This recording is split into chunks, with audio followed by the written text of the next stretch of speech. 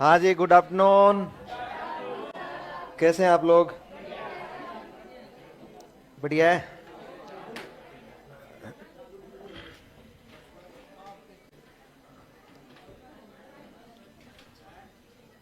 Online वालों class start हो चुकी है।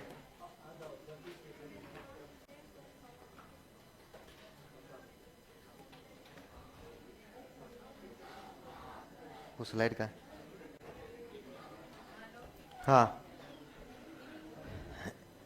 कल क्या पढ़ा था हमने? संवेगात्मक बुद्धि। बुद्धि हो गई थी। बुद्धि कंप्लीट हो गई थी, है ना?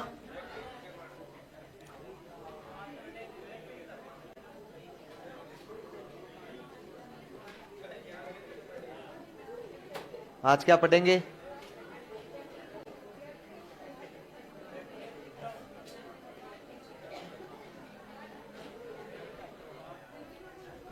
चलो तो एक बार बताओ देखे।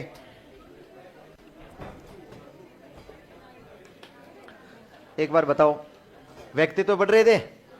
व्यक्तित्व में क्या पढ़ रहे थे? नहीं, कुछ भी नहीं पढ़ा था। व्यक्तित्व शुरू ही नहीं किया था। तो हमने बुद्धि कंप्लीट कर ली थी। कल की क्लासों में हमने बुद्धि में क्या पढ़ा?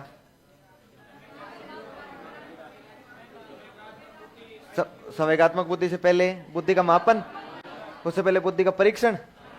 अच्छा बताओ तो, दुनिया में पहला बुद्धि का परीक्षण कब बना? किसने बनाया? कहां बनाया? सहयोगी कौन था? कितने वर्ष के बालकों के लिए? कितने परसेंट थे? और कैसा था ये? व्यक्तिगत और शाब्दिक। नाम क्या रहा? विनय साइमन बुद्धि परीक्षण। अच्छा, इसके बाद में 1916 में बना था स्टैनफोर्ड विनय बुद्धि परीक्षण। अच्छा, ये 1916 में किसने बनाया? ट्रमन ने बनाया। कितने परसेंट थे? कितने वर्ष के लिए था? व्यक्तिगत और शाब्दिक था। अच्छा, पहला दुनिया का पहला सामूहिक परीक्षण कब बना? 1917 में आर्मी अल्पा। और सामूहिक और अशाब्दिक परीक्षण आर्मी बीटा 1977। भारत का पहला बुद्धि परीक्षण 1922 में किसने? सीएस राइस ने। कहा? एफजी कॉलेज लाहौर में। कितने वर्ष के लिए था? 5 से 15। कितने परसेंट थे? उप प्रश्न कितने थे? 7। व्यक्तिगत था और शाब्दिक। नाम क्या रखा गया? हिंदुस्तानी विनय परफॉर्मेंस पॉइंट स्केल। इसके बाद में हमने परीक्षणों के बाद में जोशी वाला हो गया था, फिर भाटिया वाला। भाटिया में कितने उप परीक्षण है? 5 उप परीक्षण। पहले का नाम लोक डिजाइन टेस्ट, दूसरे का, तीसरा, चौथा और पांचवा। इनमें सभी सभी जो परीक्षण थे वो सारे के सारे सबकी एक विशेषता है, लेकिन निष्पादन केवल लास्ट वाला नहीं है। बाकी चारों निष्पादन भी है। बाकी व्यक्तिगत है, शाब्दिक है और गति परीक्षण। यहां तक हो गया था। फिर इसके बाद में बुद्धि लब्धि आईक्यू का बेटा। अच्छा बताओ, बुद्धि शब्द का प्रयोग सर्वप्रथम 1885 में किसने? गाल्टन ने। बुद्धि परीक्षण शब्द का प्रयोग केटल ने। सबसे पहले बुद्धि का परीक्षण विनय ने। सबसे पहले बुद्धि लब्धि की अवधारणा स्टर्न ने। कब दी थी? 1912 में दी थी। और इसके बाद में 1916 में टर्मन ने बुद्धि लब्धि का सूत्र, प्रमाणिक सूत्र दे दिया और वर्गीकरण दे दिया। बताओ देखे, 0 से 20 वाले इडियट, वेरी गुड। 21 से 59 वाले इम्बेसाइल। फिर 60 से 69 वाले, फिर 70 से 79 और 80 से 89 डल। फिर उसके बाद में एवरेज, उसके अगले वाले, फिर अगले वाले जीनियस, और फिर जीनियस हो जाएगा। हो गया। इसके बाद में बुद्धि का मापन हमने कर ही लिया था। बताओ देखे, वेसल वर्ष क्या होता है? मानसिक आयु को बोलते हैं वेसल वर्ष। उस वह अधिकतम आयु स्तर जिसके बालक प्रश्न हल कर सकता है। और टर्मिनल वर्ष क्या होता है? वह न्यूनतम आयु जिसके बालक प्रश्न हल नहीं कर सकता है, वह उसका टर्मिनल बना जाता है। और तैतिक आयु क्या होती है? जन्म वर्ष के आधार पर, है ना, वास्तविक आयु होती है उसकी। बस इतना ही पता था। इसके बाद में हम आ गए थे किस पर? संवेगात्मक बुद्धि। बताओ सबसे पहले संप्रदाय कब दिया गया? किसने दिया था? पीटर सेलोवी ने। और इसको प्रसिद्धि किसने दिलवाई? डेनियल गोलमैन ने। अच्छा, प्रसिद्धि के लिए कौन सी किताब ज्यादा प्रसिद्ध हुई थी? संवेगात्मक बुद्धि, बुद्धि लब्धि से महत्वपूर्ण क्यों, यही थी। उसके बाद में हमने देख लिया कि उसने 5 बताए थे, डेनियल गोलमैन ने 5 विशेषताएं बताई। बताओ देखिए, self self awareness, self motivation और सेल्फ कंट्रोल, और एक था सोशल स्किल, और एक था इम्पैथी, परानुभूति। यहां तक पहुंच गए थे हम। फिर इसकी विशेषताएं थी कि संवेगों को बहुत समझना, जानना, अभिप्रेरित करना, निर्देशित करने की जो क्षमता होती है वो संवेगात्मक बुद्धि। और सफलता में कितना योगदान होता है? 70-30। क्लियर? बस। अब आज क्या पढ़ेंगे? व्यक्तित्व। क्या पढ़ेंगे? व्यक्तित्व। और व्यक्तित्व का अर्थ पढ़ेंगे। वो लड़कियां तीनों भाग गई क्या पीछे? कल कल बैठी थी, उन्होंने कल कल का दिन बहुत मुश्किल से निकाला था, आई नहीं आज। कोई नहीं। अच्छा, आप बैठते हैं, जैसे जैसे जल्दी आते हैं वैसे बैठ लेते हैं ना जगह। तो वो लड़कियां उस दिन जल्दी आई, उनको लगा कि आगे बैठ के पढ़ेंगे, फिर लगा कि ये डाकी पढ़ने तो नहीं देगा ढंग से, है ना। चलिए, आज आप आगे पहुंच गए, बहुत अच्छी जगह है ना। पहले दिन से कोने में बैठे हो। एक और कहाँ गया हो? टॉपर कहाँ गया? टॉपर तो पीछे है क्या? टॉपर है? टॉपर पीछे है। गणेश आ गया ना आज अपनी जगह। चलो अब शुरू करते हैं ना। आज बहुत अच्छा कॉन्सेप्ट है अपने पास, व्यक्तित्व, पर्सनैलिटी। हम कोशिश करेंगे कि इस पर्सनैलिटी को हम लोग 2 दिन में पूरा करें। कोशिश मतलब भागा दौड़ी नहीं करेंगे, पढ़ेंगे उसी तरीके से। लेकिन 2 दिन का टॉपिक है अपने, बहुत सुंदर टॉपिक है। 2 दिन तो नहीं लगेंगे, लेकिन हम लोग समझेंगे इन चीजों को कि व्यक्तित्व क्या है, पर्सनैलिटी क्या है, कैसे कैसे सवाल पूछे गए। व्यक्तित्व में हम एक तो पढ़ेंगे व्यक्तित्व का अर्थ, व्यक्तित्व क्या होता है। फिर पढ़ेंगे सबसे बड़ी बात, व्यक्तित्व के प्रकार। मतलब मैं बताऊंगा कि दुनिया में लोग कितने प्रकार के होते हैं, केवल एक के अनुसार नहीं, अलग अलग मनोवैज्ञानिकों के अनुसार कि दुनिया में व्यक्ति कितने प्रकार के होते हैं। उसके बाद में हम लोग पढ़ेंगे व्यक्तित्व के सिद्धांत, कि व्यक्तित्व का निर्माण कैसे होता है, व्यक्तित्व बनता कैसे। उसके बाद हम लोग पढ़ेंगे व्यक्तित्व का मापन।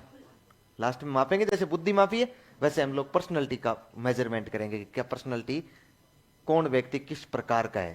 भाई आप में से पर्सनैलिटी माप ली जाएगी, अपने अपने अनुसार देखते रहना कि मैं किस प्रकार की पर्सनैलिटी है हमारी। तो ये सारी चीजें पढ़ लेंगे, तब हमारा व्यक्तित्व कंप्लीट माना जाएगा। लेकिन यहां से सवाल बहुत सारे आते हैं।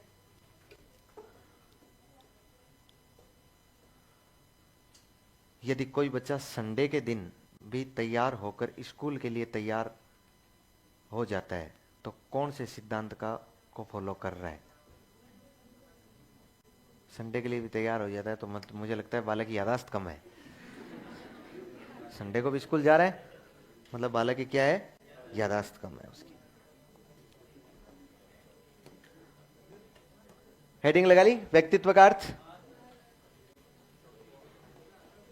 व्यक्तित्व है, हेडिंग ये लगानी है, व्यक्तित्व, पर्सनैलिटी। अच्छा, व्यक्तित्व को अंग्रेजी में क्या बोलते हैं हम लोग?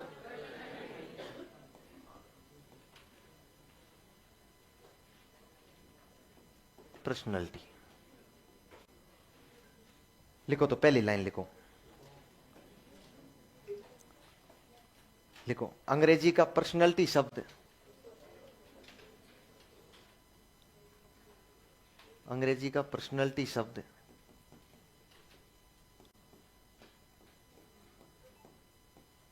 अंग्रेजी का पर्सनैलिटी शब्द लैटिन भाषा के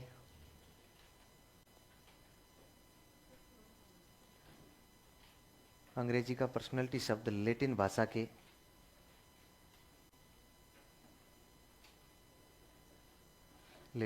के पर्सोना से बना है। लैटिन भाषा के पर्सोना से बना है,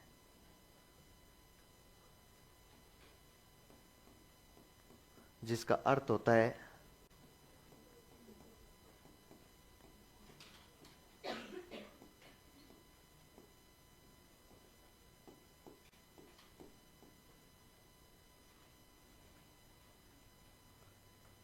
पर्सनैलिटी का अर्थ पर्सोना, जो क्या लिखा है अंग्रेजी का पर्सनैलिटी शब्द पर्सोना से बना है, जो जिसका अर्थ होता है मुखौटा या नकाब या नकली चेहरा। नकाब या नकली चेहरा।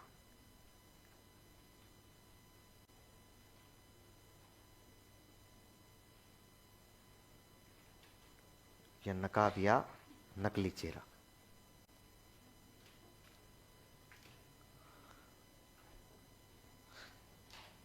अच्छा, मुझे एक बात बताओ, पर्सनैलिटी किसकी होती है? सवाल है मेरा ना, पर्सनैलिटी किसकी होती है? सवाल का ऑप्शन मैं दे रहा हूं, फेंकना नहीं है आपको। ऑप्शन है केवल मनुष्य की, केवल मनुष्य जाति की।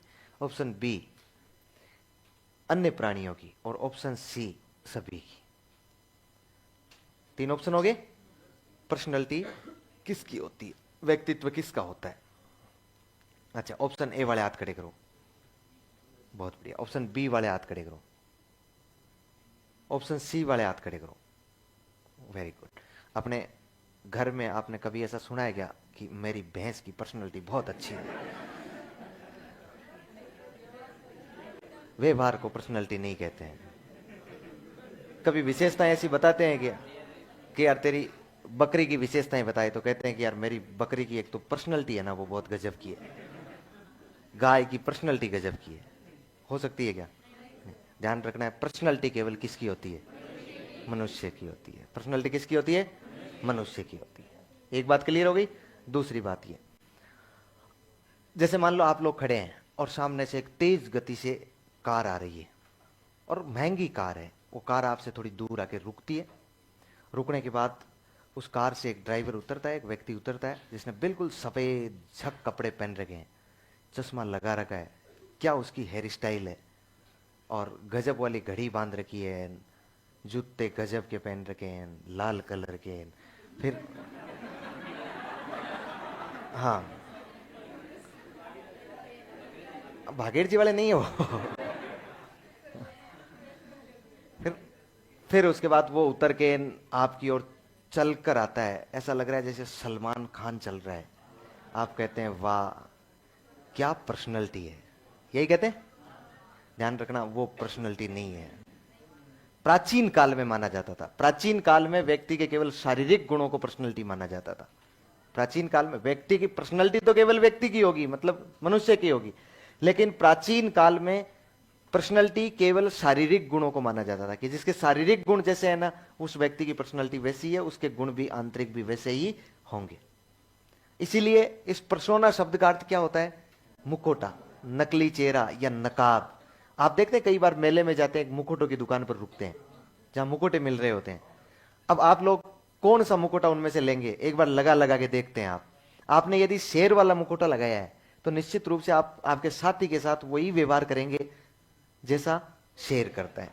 यदि आपने भालू वाला मुखौटा लगाया है तो आप व्यवहार वैसा ही करेंगे जैसे भालू है। आपने बंदर वाला मुखौटा लगाया है तो उसके साथ तुरंत प्रभाव से वही व्यवहार करेंगे जैसे बंदर है।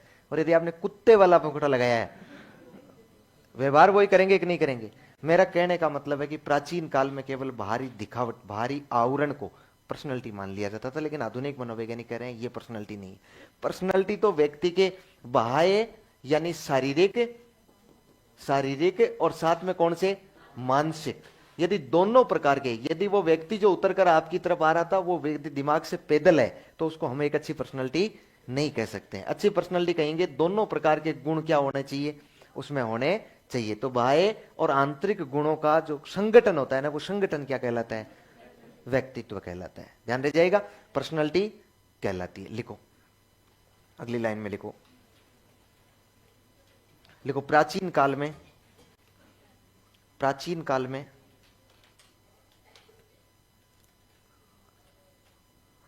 प्राचीन काल में मनुष्य के केवल शारीरिक गुणों को, मनुष्य के केवल शारीरिक गुणों को, प्राचीन काल में मनुष्य के केवल शारीरिक गुणों को, मनुष्य के केवल शारीरिक गुणों को व्यक्तित्व माना जाता था।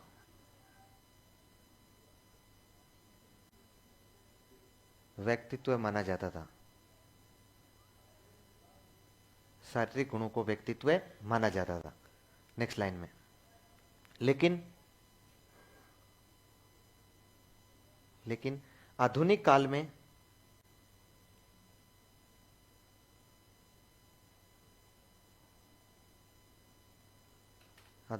में शारीरिक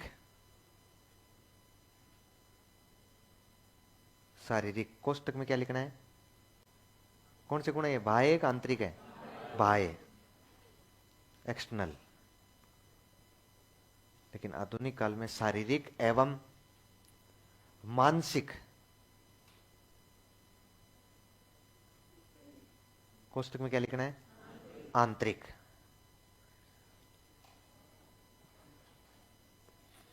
शारीरिक एवं मानसिक गुणों के, शारीरिक एवं मानसिक गुणों के संगठन को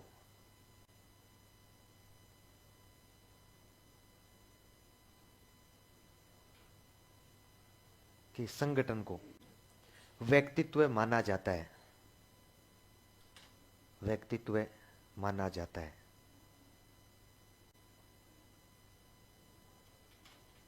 व्यक्तित्व माना जाता है। नेक्स्ट लाइन में लिखो, व्यक्तित्व केवल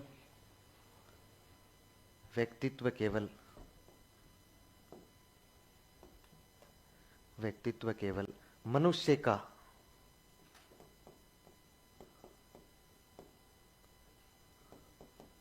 व्यक्तित्व केवल मनुष्य प्राणी का होता है। मनुष्य प्राणी, अरे मनुष्य भी तो प्राणी है ना एक?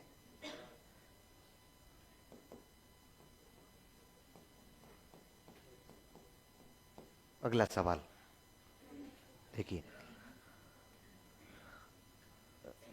अच्छा, अब हमने तो ये तो समझ लिया है कि शारीरिक गुण भी सम्मिलित है और मानसिक गुण भी सम्मिलित है। दोनों का मिला जुला रूप होगा ना, वो क्या होगा? व्यक्तित्व होगा। लेकिन वो किस प्रकार का है? वो जो गुण है ना उसके, व्यक्ति का व्यक्तित्व का संगठन जो है ना, वो किस प्रकार का संगठन है? वो गत्यात्मक संगठन है या वो स्थिर संगठन है या दोनों है? या गत्यात्मक है? गत्यात्मक मतलब डायनेमिक, परिवर्तनशील, गति करने वाले, प्रोग्रेस करने वाले। स्थिर, स्थिर समझते हैं? स्टेबल, यहां स्थिर का मतलब है स्टेबल, और फिर हो जाएगा दोनों। तो आपको हाथ खड़े करने हैं ना कि निम्न में से व्यक्तित्व किन गुणों का संगठन है? व्यक्तित्व किन गुणों का संगठन है? गत्यात्मक का है, स्थिर गुणों का है, दोनों का है। ऑप्शन ए पे हाथ खड़ा करें। बहुत बढ़िया। ऑप्शन बी पे हाथ खड़ा करें। ऑप्शन सी पे हाथ खड़ा करें। बहुत बढ़िया। अब आगे थोड़ी सी एक दो परिभाषाएं लिखिए। पहली परिभाषा लिखिए आलपोर्ट की। आलपोर्ट की,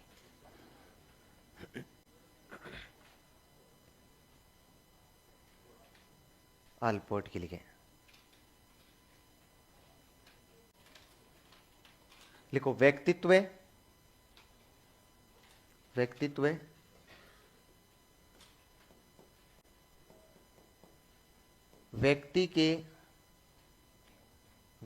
व्यक्ति के उन मनोदेहिक गुणों का, मनोदेहिक मतलब मानसिक और शारीरिक दोनों। व्यक्तित्व व्यक्ति के उन मनोदेहिक गुणों का,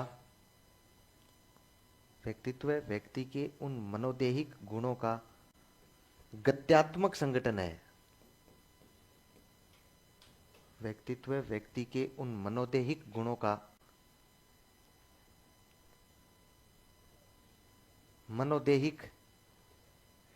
का गत्यात्मक संगठन है, जो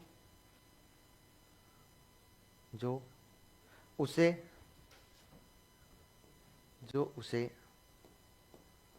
अपूर्व समायोजन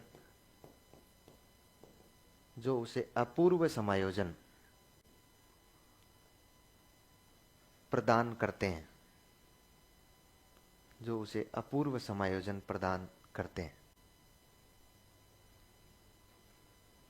मिल गया उत्तर? एक परिभाषा और लिखो, आइजेंक।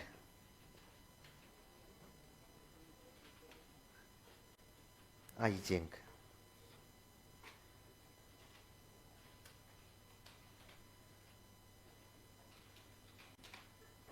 आइजेंग, इसमें लिखो व्यक्तित्व, व्यक्तित्व व्यक्ति के गुणों का, व्यक्तित्व व्यक्ति के गुणों का स्थिर संगठन है। व्यक्तित्व व्यक्ति के गुणों का स्थिर संगठन है। और मिल गया उत्तर। व्यक्तित्व व्यक्ति के गुणों का स्थिर संगठन है। अब इसी परिभाषा में आगे कोष्टक लगा के एक लाइन लिखनी है। यहां स्थिरता का तात्पर्य, यहां स्थिरता का तात्पर्य जड़ता से न होकर, जड़ता मतलब जड़ पकड़ना, यहां स्थिरता का तात्पर्य जड़ता से न होकर टिकाऊपन से है। जड़ता से न होकर टिकाऊपन से है।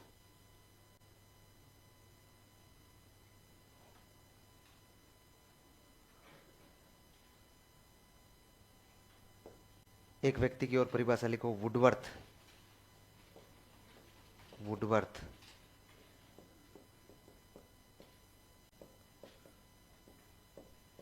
लिखो, व्यक्ति की, व्यक्ति की, व्यक्ति की संपूर्ण गुणात्मकता, व्यक्ति की संपूर्ण गुणात्मकता ही व्यक्तित्व है। व्यक्ति की संपूर्ण गुणात्मकता ही व्यक्तित्व है। कौन सी गुणात्मकता? संपूर्ण गुणात्मकता ही व्यक्तित्व है। एक परिभाषा और लिखो, बोरिंग की।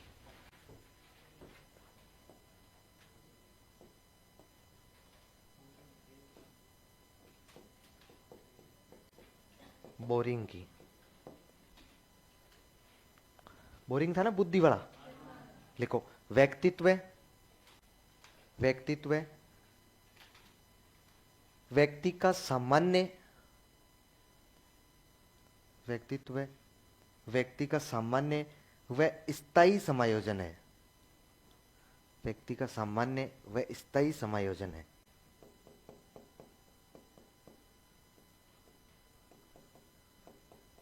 स्थायी समायोजन है।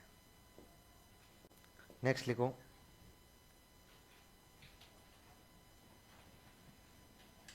वैलेंटाइन। वैलेंटाइन,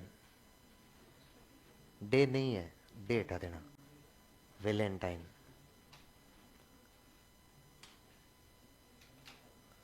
वैलेंटाइन में लिखो, व्यक्ति की जन्मजात, व्यक्ति की जन्मजात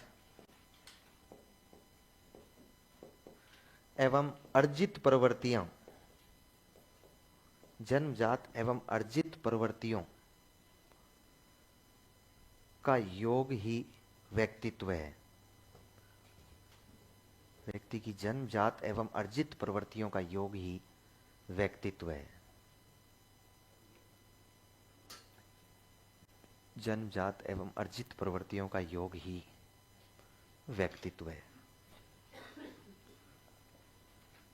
परिभाषाएं लिखी मुख्य मुख्य, उसे पता लगाने का प्रयास किया कि व्यक्तित्व क्या है। देखो, व्यक्तित्व में आलपोर्ट है ना, वो तो है व्यक्तित्व का लोक देवता।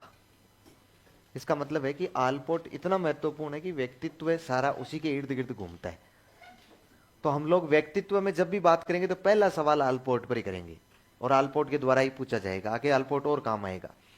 तो मैं ये कह रहा हूं कि आलपोर्ट ने कहा कि देखो, व्यक्तित्व व्यक्ति के उन मनोदेहिक गुणों का, मनोदेहिक मतलब मानसिक भी है और शारीरिक भी है, उन मनोदेहिक गुणों का गत्यात्मक संगठन है। गत्यात्मक मतलब उनमें प्रोग्रेस होती रहती है, मतलब डायनेमिक गत्यात्मक संगठन है, जो उसे अपूर्व समायोजन प्रदान करते हैं। अपूर्व मतलब ऐसा समायोजन जो पहले नहीं हुआ हो, जो पूर्व में ऐसा समायोजन उसे नहीं हो चुका है, इसका मतलब है नया समायोजन एक नहीं है। भाई आप नई परिस्थितियों में कहीं भी गए, अपने आप को यदि आपने नई परिस्थितियों में डाला है तो वो जिम्मेदारी किसकी है? वो व्यक्तित्व की, आपके गुणों के, आपकी पर्सनैलिटी के क्या गुण है, उसके आधार पर आप अपने आप को नए गुणों में डाल देंगे, नई परिस्थितियों में डालेंगे। तो इसकी 3 बात और तीनों बार अलग अलग तरीके से पूछी गई है, अलग अलग तरीके से पूछी गई है। देखो अशोक कह रहा है कि सर आज मेरा जन्म बर्थडे है, तो इसमें तेरा क्या योगदान है? हा?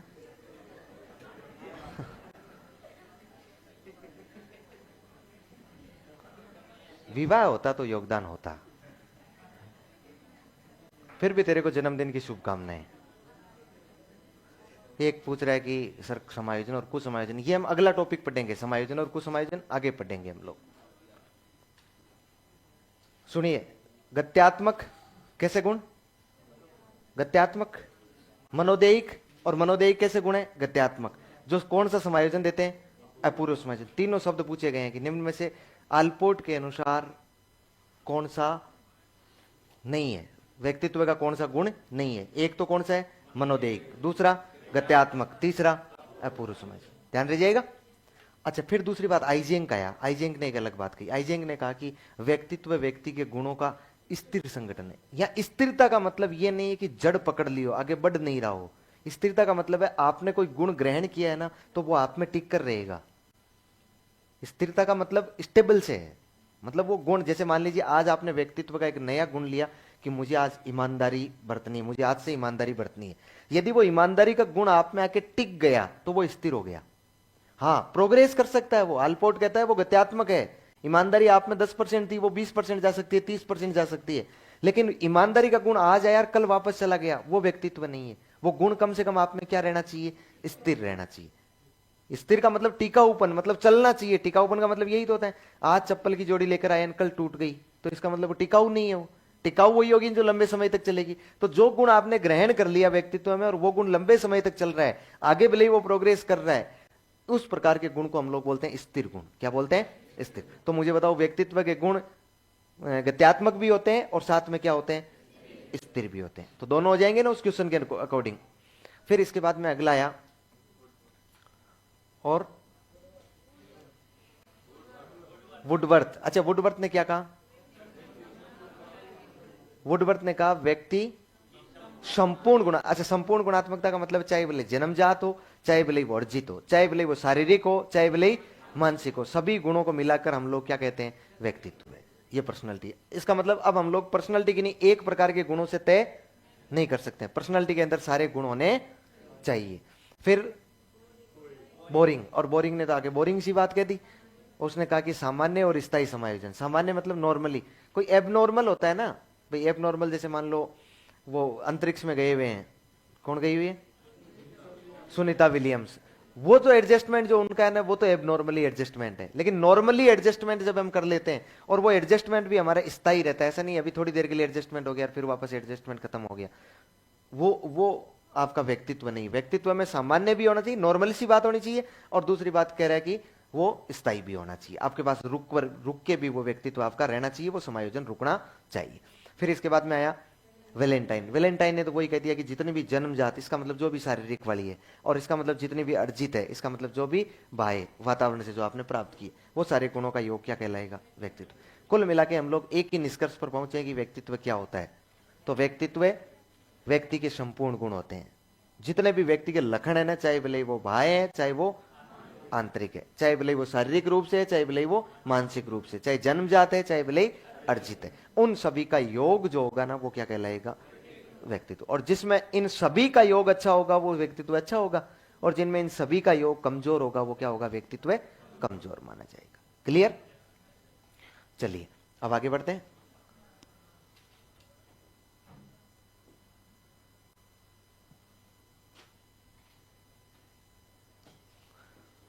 मैंने सारी क्लासें ले ली है, सोन कह रहा है, और अब तो केवल रिवीजन के लिए ले रहा हूँ। बहुत अच्छी बात है, तभी तो समझ में आएगी साइकोलॉजी। एक बार में थोड़ा थोड़ा बाहर लगता है कि साइकोलॉजी है क्या। एक बार में जो पहली बार पढ़ रहे होंगे थोड़ी थोड़ी हवा लग रही होगी, साइकोलॉजी क्या है। आ रही है समझ में? क्या हो गया जहां सर? कुछ नहीं।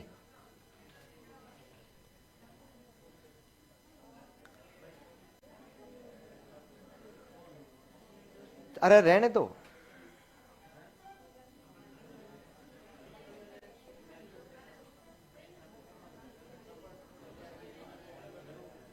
अरे कुछ नहीं है, तुम शांत रहो, कुछ नहीं है। यदि मुझे भी चिंता नहीं है तो आपको किस बात की चिंता है?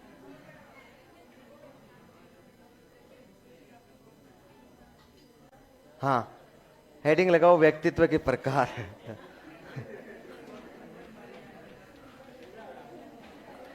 व्यक्तित्व के प्रकार। नहीं आती है, सारी बातें समझ में आनी जरूरी भी नहीं है, कुछ बातें दूसरे दिन तक समझ में आती है। व्यक्तित्व के प्रकार।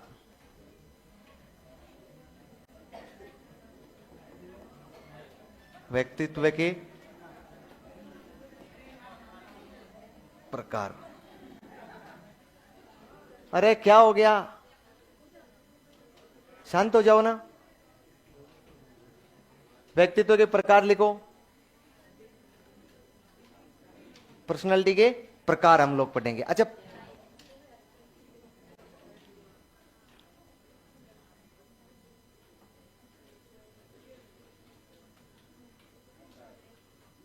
मदन सर ने रोज के अनुसार लिखा है कि बुद्धि जन्मजात होती है। हाँ तो रोज कह सकता है ना, वो तो उसका अपना खुद का मत है ना। तो उन्होंने क्या गलत लिखवाया है उसमें? उसमें से कोई गलत नहीं लिखवाया है। जब रोज कह रहा है कि बुद्धि क्या होती है, जन्मजात होती है, तो क्या फर्क पड़ता है रोज कह गया? तो वो तो उस एक व्यक्ति के अनुसार है, पर्टिकुलर एक व्यक्ति के अनुसार। मैंने तो आपको बुद्धि को बहुत ढंग से बताया होगा, बुद्धि जन्मजात कैसे होती है और बुद्धि वातावरण से कैसे ग्रहण की जाती है। तो दोनों का प्रभाव पड़ता है, जन्मजात भी होती है और वातावरण से भी होती है। अच्छा, व्यक्तित्व के प्रकार का मतलब अब हम लोग क्या पढ़ने वाले हैं कि पर्सनैलिटी कितने प्रकार की होती है, इस दुनिया में लोग कितने प्रकार के होते हैं, इस दुनिया में लोग कितने प्रकार के होते हैं। देखिए, यदि एक कोई स्पेशल नियम होता ना, विशिष्ट नियम हो जाता हमारे पास कि भाई व्यक्तित्व क्या होता है, कितने प्रकार का होता है, स्पेशल नियम होता, तो हम लोग एक ही पढ़ लेते कि व्यक्तित्व इतने प्रकार का होता है। लेकिन नियम है नहीं, इसलिए हम लोग अलग अलग मनोवैज्ञानिकों के अनुसार पढ़ेंगे। कोई कहेगा कि व्यक्तित्व 2 प्रकार का है, तो कोई कहेगा 3 प्रकार का है, कोई कहेगा 5 प्रकार का, कोई कहेगा 7 प्रकार का है। व्यक्तित्व अलग अलग बताएंगे, इसलिए हम लोग इन्हें व्यक्तित्व के प्रकार सिद्धांत भी बोलते हैं। क्योंकि प्रकारों का सिद्धांत ही तो एक प्रकार का, भाई उन्होंने दी तो अपनी थ्योरी ही है ना। अब थ्योरी में उन्होंने बता दिया कि व्यक्तित्व इतने प्रकार का है, तो इन्हें व्यक्तित्व का प्रकार सिद्धांत भी कहेंगे तो कोई अर्ज नहीं होगा। ध्यान दीजिएगा। तो व्यक्तित्व के हम लोग क्या पढ़ रहे हैं, प्रकार पढ़ रहे हैं। और सबसे पहले व्यक्तित्व के जो प्रकार बांटे ना, वो बताए किसने, हिप्पोक्रेटस ने। किसने बताए, हिप्पोक्रेटस ने। देखिए ध्यान से देखिए, हिप्पोक्रेटस कौन है, कभी नाम सुना आपने? कौन है? दार्शनिक, बहुत महान दार्शनिक है। और कहां का है? यूनान का, है ना। कब का है? 400 ईसा पूर्व का है। कब का है? 400 ईसा पूर्व का। दार्शनिक नहीं है, दुनिया का सबसे बड़ा डॉक्टर है। इसलिए आधुनिक चिकित्सा जो है ना, आज की चिकित्सा, आज की चिकित्सा 400 साल पहले करता था ये। आज जैसे ऑपरेशन कर रहे हैं ना, वैसा ऑपरेशन पहले करता था। इसका मतलब है इसको हम लोग आधुनिक चिकित्सा का जनक मानते हैं। यही मानते हैं। आवाज नहीं आ रही है? नहीं आ रही है?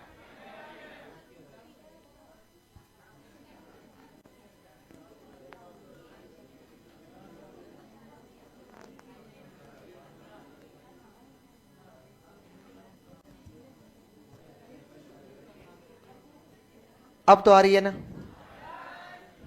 हाँ चलो। हिप्पोक्रेटस ने यूनान का निवासी है। कब की बात है ये? 400 ईसा पूर्व। 400 ईसा पूर्व में इसने, चूंकि ऑपरेशन करता था, डॉक्टर था बड़ा, इसलिए इसने लोगों के, डॉक्टर ने जो लोगों के ऑपरेशन किए ना, उस ऑपरेशन में इसने ये पता लगाया कि व्यक्ति में, शरीर में एक तरल होता है। तरल तो होता है ना अपने, आपको पता है शरीर में कितना % लिक्विड होता है हमारे। अच्छा, उस लिक्विड की जांच की इसने।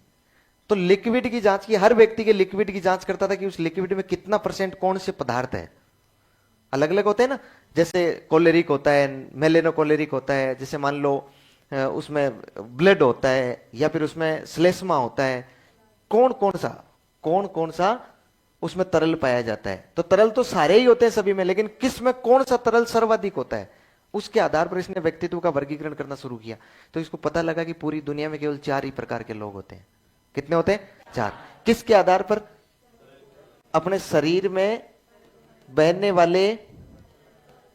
वाले तरल की प्रधानता के आधार पर। कौन से तरल की प्रधानता है, वही तो बात है ना। तरल की प्रधानता के आधार पर व्यक्तित्व कितने प्रकार का बताया इसने? 4 प्रकार का बताया। इतना महान आदमी था कि उस टाइम का सबसे बड़ा डॉक्टर हुआ है। इसलिए आज जो डॉक्टर शपथ लेता है ना, वो शपथ भी इसी ने लिख कर दी है। इसलिए उस डॉक्टर की शपथ को हिपोक्रेटिस ओथ बोलते हैं। हिपोक्रेटिस ये ओथ, इसका मतलब हिपोक्रेटिस ने एक शपथ लिख के दी है। तो डॉक्टर जब भी शपथ ले रहा हो ना इस प्रकार से हाथ करके, तो वो शब्द बोलता है जो किसने लिख के दिया है? हिपोक्रेटिस। तो इस व्यक्ति ने व्यक्तित्व कितने प्रकार का बताया? 4 प्रकार का बताया। अब वो कौन कौन सा है पहले इसको लिख लो, फिर हम लिखते हैं।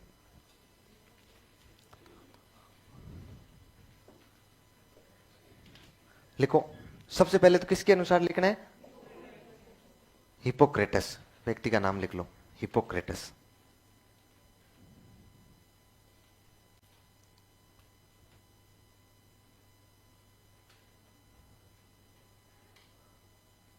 देखो सोन क्या लिख रहा है। सोन कह रहा है कि सर मैंने सीटेट का पेपर दिया, सारे के सारे क्वेश्चन साइकोलॉजी के सही हो गए।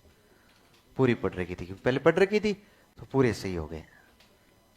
बहुत बढ़िया भाई सोन। यदि कुछ नहीं भी हुआ एक आध तो क्या फर्क पड़ता है, बाकी दुनिया के बस पूरे थोड़ी हो गए होंगे। बाकी लोगों से ज्यादा हो ही जाएंगे। पढ़ लेंगे तो, और नहीं पढ़ेंगे तो फिर आएंगे तो सारे इसी में से, लेकिन अपने को आएंगे नहीं आएंगे ये पता नहीं है। अपने को आएंगे तो इसी में से। अब वहां बैठ के अपने को आए कि नहीं आए हैं? लिखो, लिखो। यूनानी दार्शनिक हिपोक्रेटस ने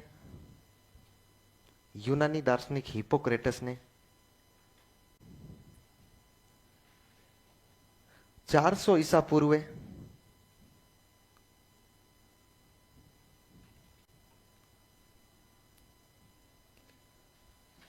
यूनानी दार्शनिक हिपोक्रेटस ने 400 ईसा पूर्व में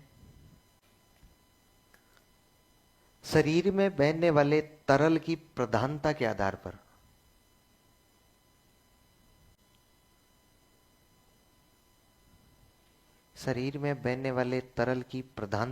पर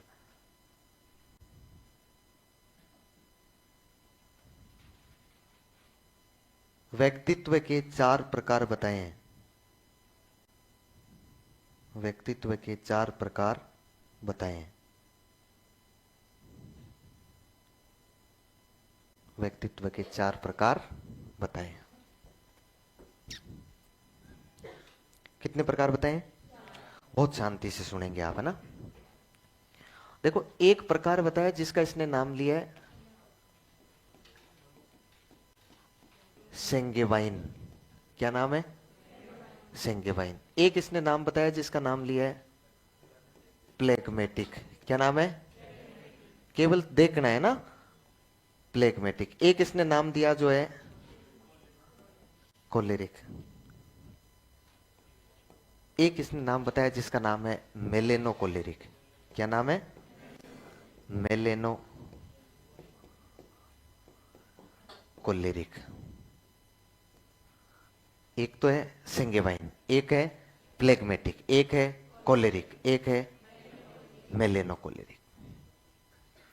हो गया? यदि लिख लिया हो थोड़ा इधर देखें।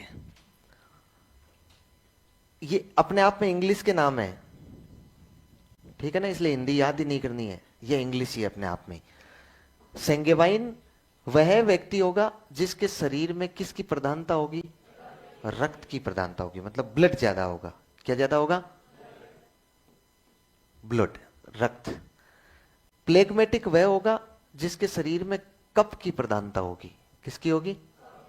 कफ। या कफ को क्या बोलते हैं? श्लेष्मा। और इंग्लिश में क्या बोलेंगे इसे? प्लेग। क्या बोलते हैं? प्लेग। अच्छा, कफ या श्लेष्मा की प्रधानता होगी। तीसरा कोलेरिक वह होगा जिसके शरीर में पित्त की प्रधानता होगी, लेकिन पित्त भी कैसा होगा? पीला होगा, पीला पित्त। इसको बोलते हैं, क्या बोलेंगे? Yellow bile. और एक व्यक्ति वह होगा जिसमें काले पित्त की प्रधानता होगी। काला पित्त मतलब होता है ब्लैक बाइल, ब्लैक बाइल। देखिएगा ध्यान से, शरीर में बहने वाले तरल के आधार पर 4 प्रकार बता दिए इसने, और 4 प्रकारों में ये कहा कि ऐसा तरल जिस तरल में सर्वाधिक रूप से क्या हो? ब्लड हो, रक्त हो, वो तो व्यक्तित्व कौन सा होगा? सेंगेबाइन, नाम दे दिया इसने। फिर ये कहा कि कुछ व्यक्तित्व ऐसे होते हैं जिनके शरीर में तरल बहता है, उसमें सर्वाधिक जो प्रधानता होती है ना, वो किसकी होती है? कफ या श्लेष्मा की होती है। वो जो कफ होता है ना, वो व्यक्तित्व क्या कहलाएगा? प्लेग्मेटिक कहलाएगा। और ऐसा व्यक्तित्व है जिसमें प्रधानता पीले पित्त की हो, पित्त की भी हो, और उसमें कौन सा हो? वो पीले कलर का हो, मतलब येलो बाइल हो, और येलो बाइल वाला क्या कहलाएगा? कोलेरिक। और या फिर ऐसा जिसको काला पित्त हो, जो ब्लैक बाइल टाइप का हो, वो क्या कहलाएगा? मेलेनोकोलेरिक कहलाएगा। क्या कहलाएगा? मेलेनोकोलेरिक कहलाएगा। इसके आधार पर इसने इनके लक्षण बताए। क्या बताए? लक्षण बताए कि व्यक्ति किस प्रकार का होगा। तो देखिए, जिसके शरीर में सेंगेबाइन यानी ब्लड की प्रधानता होगी, वो व्यक्ति होगा उत्साही प्रकार का। किस प्रकार का होगा? उत्साही। उत्साही प्रकार को हम लोग कह सकते हैं आशावादी। क्या कह सकते हैं? आशावादी। उत्साही कैसा होता है? आशावादी होता है। ये स्फूर्त होता है। कैसा होता है? स्फूर्त। स्फूर्त का मतलब होता है एक्टिव। कैसा होता है? एक्टिव। अच्छा, जिस व्यक्ति के पास बहुत सारी उम्मीद हो, क्या हो? उम्मीद। कहते हैं ना, उम्मीदों पर दुनिया कायम है, लेकिन वो सभी के लिए लागू नहीं होता है। वो केवल उन्हीं के लिए लागू होता है जो जिनके शरीर में प्रधानता किसकी हो? रक्त की, ब्लड की हो, उनके लिए वो लागू होता है।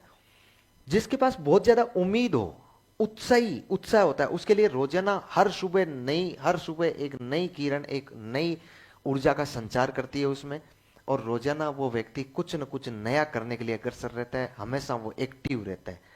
इतनी उम्मीद होती है उसके पास, इतनी उम्मीद होती है कि एक एग्जाम में फेल हो गया तो उसको लगता है कोई नहीं, आज ही दूसरे एग्जाम के लिए तैयारी में लग जाना है, दूसरे में फेल हो गया तो कोई नहीं, तीसरे में लग जाना है। निश्चित रूप से ऐसे व्यक्ति को सफलता मिलती है। अरे मैं बताऊं, यदि आप क्रिकेट में थोड़ी बहुत दिलचस्पी रखते हो, यदि आखिरी बॉल पे 6 रन चाहिए ना, आखिरी बॉल पे 30 रन चाहिए और एक बॉल बची हो, तो भी उस व्यक्ति के पास उम्मीद होती है, वो कहता है कि अभी 5 नो बॉल आ जाएगी। उसके पास क्या रहती है? उम्मीद रहती है। उसको लगता है कि यार अब 5 नो बॉल आ सकती है, आने की संभावना है, ये नो बॉल हो गई, ये नो बॉल हो गई। उसके पास इतनी उम्मीद होती है कि वो कभी भी हारता नहीं है, कभी भी हारने का मतलब केवल हार ही नहीं है, हारने का मतलब है अपने मन से कभी नहीं हारता है। वो बहुत उम्मीद वाला व्यक्ति होता है जिसके शरीर में ब्लड अधिक होता है। और इसके ठीक विपरीत होता है मेलेनोकोलेरिक। इसके ठीक विपरीत कौन होता है? मेलेनोकोलेरिक। ये व्यक्ति होता है ना, ये व्यक्ति विषादी प्रकार का होता है। क्या होता है? विषादी। इस व्यक्ति में निराशा होती है तो ये कैसा हो जाएगा? निराशावादी। और शुद्ध रूप से आलसी होता है। शुद्ध रूप से क्या होता है? आलसी, लिचड़ प्रकार का व्यक्ति होता है। इसके पास उम्मीद होती नहीं है, इसके पास उम्मीद खत्म हो जाती है इसके पास बिल्कुल उम्मीद नहीं होती है। ये फॉर्म भी भरता है ना एग्जाम का, तो फॉर्म भरते वक्त भी ये सोचता है कि मैं फॉर्म तो भर रहा हूं, लेकिन ये 30 लाख फॉर्म भरेंगे, मेरा सिलेक्शन कहाँ है, पता नहीं पढ़ने वाले कितने कितने हैं। फिर उसके बाद ये कह देगा, अब उसके पास बहाने बचते हैं, तो पेपर तो लीक हो जाएगा, आधे तो ऐसे ही बिक जाएंगे, आधा ये हो जाएगा, आधा वो हो जाएगा, ऐसे करके। ऐसे जो निराशावादी प्रकार के लोग हैं वो सब जगह मिलते हैं आपको। यदि आप अपने घर से भी रवाना हुए होंगे या कभी बात की होगी कि मैं पढ़ने के लिए जा रहा हूं, तो उसमें आपको कई प्रकार के लोग मिले होंगे। एक व्यक्ति ऐसा भी मिला होगा जिसने कहा क्या फायदा है पढ़कर, कोचिंग में क्या लेना देना है। इसने ये भी बताया होगा क्या फायदा है, मैं पढ़ लिया। मतलब वो खुद पढ़ा लिखा होता है कि मैं पढ़ लिया, वो इतना पढ़ा था, क्या हो गया, सिलेक्शन तो होना नहीं है, पेपर बिकने हैं। ये किस प्रकार के लोग हैं? निराशावाद। अरे यदि सामने वाली टीम 100 रन पर ऑल आउट हो जाती है 50 ओवर में, कितने रन पर? 100 रन पर। और वहां पर एक आशावादी और एक निराशावादी दोनों होते हैं। जब इंडिया की टीम खेलने आती है ना, तो आशावादी व्यक्ति तो ये कहता है कि मुझे लगता है 10 ओवर ही लगेंगे इनको, 50 जरूरत ही नहीं है। 10 ओवर में निश्चित रूप से ये रन बना लेंगे, विकेट होगा ही नहीं इनका। और निराशावादी बेटा होगा ना, वो कहेगा अभी देखना तुम इंडिया वालों को तुम जानते नहीं हो, अभी आउट होने लगेंगे ना एक के बाद एक, 100 रन नहीं बनेंगे आज इनसे। मतलब निराशावादी इस प्रकार इस हद तक निराश होता है, और ये व्यक्ति कैसा होता है, वो ऊपर वाला व्यक्ति आशावादी होता है। तो दोनों में अंतर आया कि नहीं है? अपने को तो ये ध्यान रखना है कि जिसमें ब्लैक बाइल होता है वो किस टाइप का होता है, निराशावादी होता है। ठीक है, फिर इसके बाद में प्लेगमेटिक। अच्छा, प्लेगमेटिक जो व्यक्ति होता है ना, ये विरक्त व्यक्तित्व होता है। कैसा होता है? विरक्त व्यक्तित्व, मतलब ये भाव शून्य वाला व्यक्ति होता है। इसमें एक गुण कौन सा पाया जाता है? भाव शून्यता। भाव शून्यता मतलब होता है फीलिंग लेस। आ रही है क्या आपको? फीलिंग नहीं, नींद की कह रहा हूं मैं तो। है? नहीं आ रही है? किसी किसी को धीरे धीरे से आ रही है, धीरे धीरे से। हैं?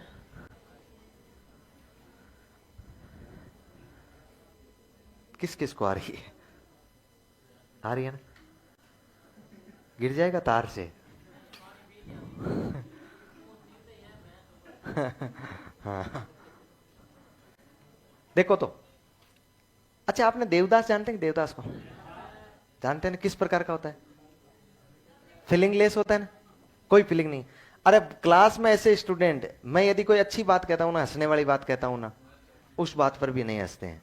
और यदि मैं कोई बुरी बात कहता हूं ना, उस बात का भी कोई उनको ज्यादा प्रभाव नहीं पड़ता, चुपचाप शांति से जैसे आए वैसे बैठे हैं देवदास की तरह। फीलिंग लेस होते हैं। कैसे होते हैं?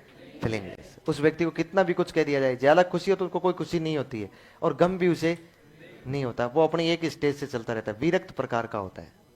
कैसा होता है? विरक्त। योगी तपस्वी जिस प्रकार के होते हैं ना, उस प्रकार का व्यक्ति होता है, और अपने आराम से अपनी मस्ती में मस्त रहता है, ज्यादा कोई लोड लेता नहीं। कोई बड़ी बात हो जाती है ना तो भी वो चिंता नहीं करता है, छोटी बात हो जाती है तो भी वो चिंता नहीं करता, वो अपने मस्ती में ही मस्त रहता है। ऐसे विरक्त प्रकार के, भाव शून्य प्रकार के कई सारे लोग होते हैं, जिनको ना कोई दोस्ती पसंद होती है, अपने आराम से, ना दुश्मनी, अपने आराम से मस्ती से बैठे रहेंगे, लोड भी नहीं लेंगे।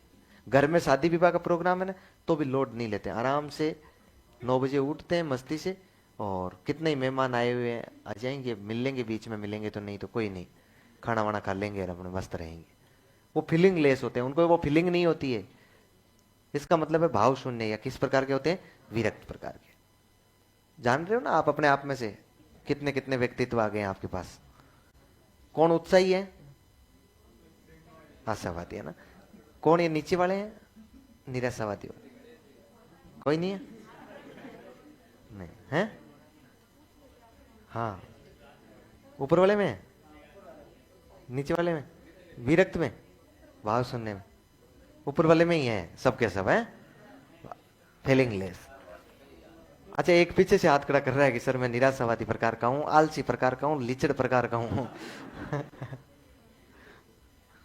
देखो है जैसे है, इसमें कोई बड़ी बात नहीं है। व्यक्तित्व हमने नहीं बनाया है, ये तो व्यक्तित्व बना रहा है। ये तो कह रहा है ब्लड में जिस प्रकार की, तरल में जिस प्रकार की प्रधानता है ना, वही होता है। और तीसरा जो होता है ना, तीसरा ये किस प्रकार का होता है? ये कोलेरिक जो होता है ना, ये गुस्सेल होता है। कैसा होता है? गुस्सेल। गुस्सेल मतलब समझते हैं क्या? कैसे स्वभाव वाला? चिड़चिड़े स्वभाव वाला। कैसा होता है?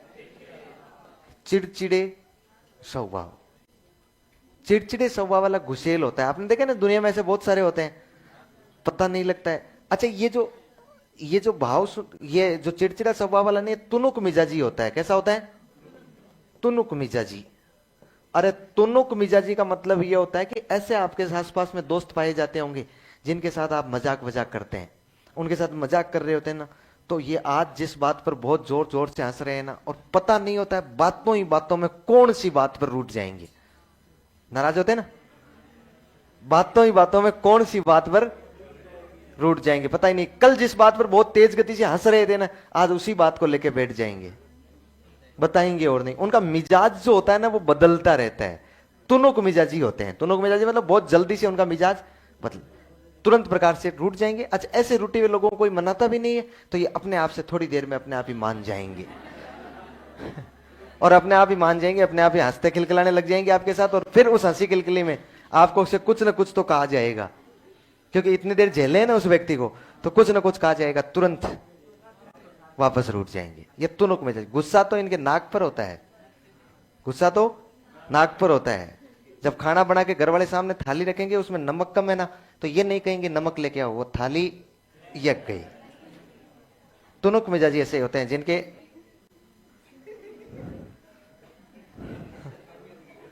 क्या यहां सेट हो रहा है क्या मामला? कोई बात नहीं, देखो होना चाहिए गुस्सा, ऐसे जरूरी नहीं है। मुझे भी लगता है कई बार कि मैं कोलरिक टाइप से थोड़ा ज्यादा मैच खाता हूं। ऐसा मुझे भी लगता है कि मैं कोलरिक टाइप से ज्यादा मैच खा रहा हूं कई बार, क्योंकि तुनुक मिजाजी। लेकिन यार इतना मिजाज तो नहीं बदलता है, लेकिन फिर भी चिड़चिड़े गुस्सा तो आता है।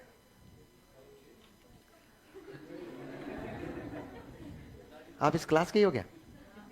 फिर बैठ जाओ,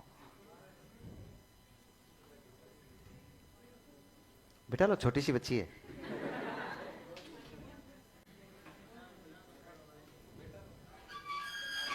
ये देखो इधर बिठाएंगे। अच्छा वहां आप जाएंगे क्या? नहीं, हो कोई कोई नहीं, कोई नहीं, वो मैं नहीं कहता हूं, कहीं भी बैठ जाइए आप आराम से। मैं तो कहता ही नहीं हूं, क्योंकि पता नहीं है कौन सा किस प्रकार का निकल जाए। हैं? कोई तो आशावादी है, उसको तो कहें तो भी थोड़ा ठीक रहेंगे यार, कहा है किसी को। ऐसा होता ना, कई अक्सर अपने पास ऐसा होता है, ये व्यक्ति का स्वभाव होता है। ये व्यक्ति का स्वभाव, जैसे हम कहीं सफर करते हैं ना, आपको पता है, तो सफर करते हैं तो हम लोग जाते हैं, तो पहले ही जैसे मान लो बस में 15 मिनट का टाइम है, तो बस खाली पड़ी है, तो हम लोग बस में जाके बैठ जाएंगे। बैठेंगे कहाँ? जो 3 की सीट होगी ना, उस पर इधर ही इधर बैठते हैं ना। फिर उसके बाद ईयरफोन लगा लेंगे, या फिर कहीं दूसरी जगह ध्यान दे देंगे। आपको पता तो पूरा है कौन सी सवारी चढ़ रही है, क्योंकि सब जैसे ही बस में सवारी चढ़ती है, आपका दिल धक धक करने लग जाता है। आपको लगता है कोई ना कोई हमारी सीट पर आके बैठेगा।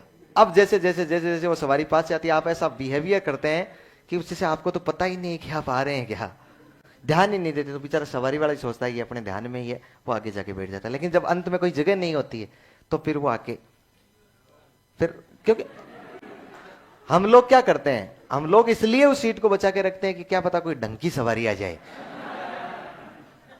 ये मानव स्वभाव होता है। फिर जब अंत में कोई इलाज नहीं होता है, तो वो अगला आके कहता है ना कि हेलो, कहते हैं हाँ, बोले उधर, तो फिर अपने घुटनों को यूं करते हैं, उधर आ जा। मतलब ये अपनी मानव की प्रवृत्ति होती है, ऐसा मिजाज पाया जाता है हर जगह। हैं? आपने? हाँ तो मैं ऐसे ही करता हूं तो यार। नहीं तो मुझे सफर काटना नहीं है क्या? काटना है ना। हाँ तो सवारी ढंग की होगी तो सफर ढंग से कटेगा, बस। मुझे मानव नहीं समझ रहा, मैं इन चारों में से किसी एक में तो हुई, है ना। चलिए, मम्मी थाली के साथ ही फेंक देगी, वो तो मैं मानता हूं, ऐसी मम्मी तो सबके ही हो, तुम सुधर के रहो। समझ गए ना मेरी बात को? कोई भी प्रकार का सवाल आएगा, हल कर दोगे ना इसमें से, चाहे बोले इधर से सवाल पूछे, बीच में से पूछे, चाहे लास्ट में से पूछे। लिख लो, छाप लो, ऐसे कैसे।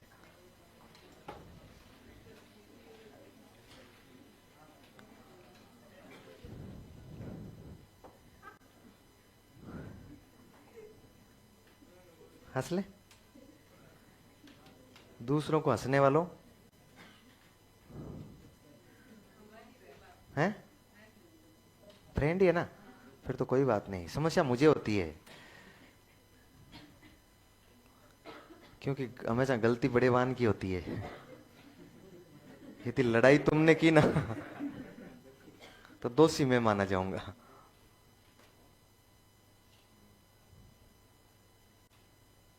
तो आज मॉर्निंग से ही चल रहा है क्या आपका बैच? रोजा नहीं?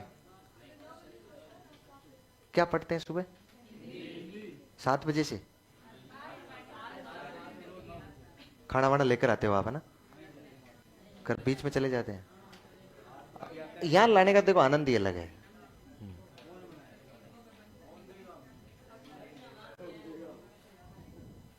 नहीं, अपने तो खाने की कोई नहीं है, अपने तो, अपना तो खाना थोड़ी अपना ठूसना है, कैसे भी ठूस लो।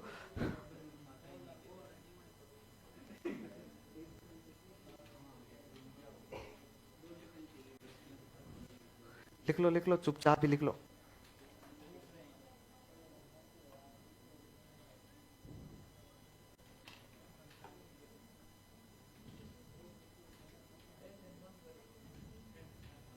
बंद करो। तो कोट पहना है ना यार।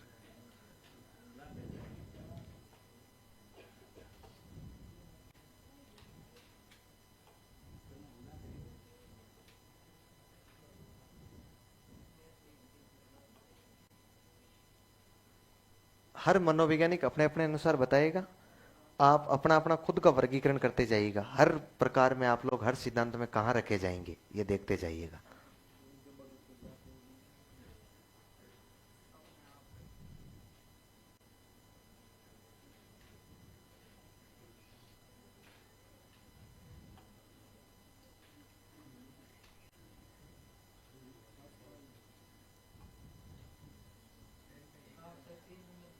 मैं 3 नंबर पे हूं।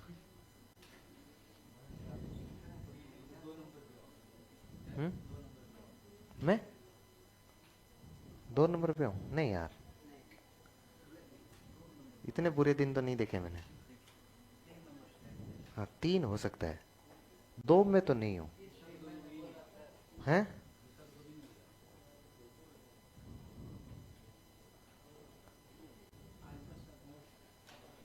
नहीं यार, गुस्सा तो मुझे आता है आप पर।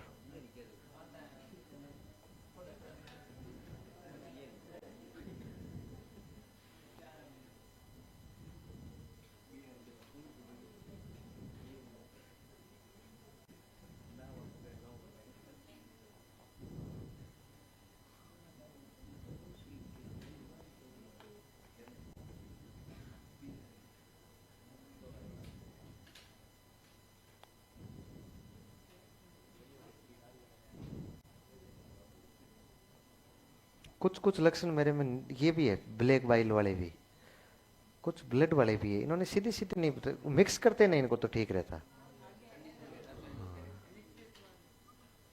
मिक्स करके लिखवा देते।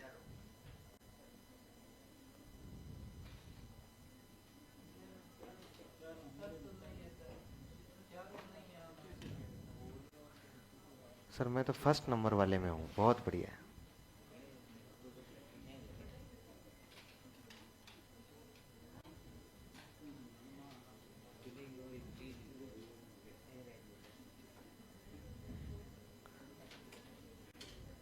अरे बिना आवाज के लिख लिया।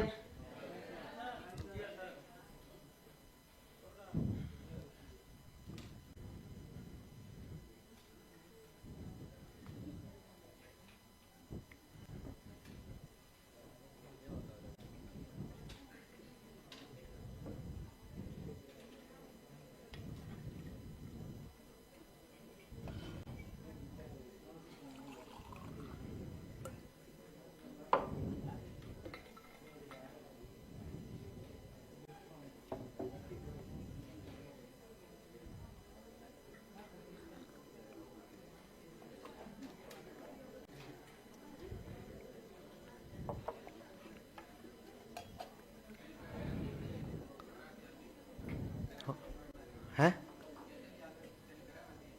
क्रम नहीं है, क्रम इनका कुछ भी नहीं, लेकिन ये चीजें तो इनके साथ अपने आप में मिली रहेगी, है ना। क्रम नहीं है कि भाई क्रम से बताएं। इन्होंने कहा 4 प्रकार के व्यक्तित्व होते हैं, और प्रकार जहां होते हैं वहां क्रम की कोई आवश्यकता नहीं होती। ठीक है। अगला लिखो क्रेसमर के अनुसार। क्रेसमर, या कई बार इसको क्रेचमर भी बोल देते हैं ना, सैकोचे बोलते हैं तो। क्रेसमर के अनुसार,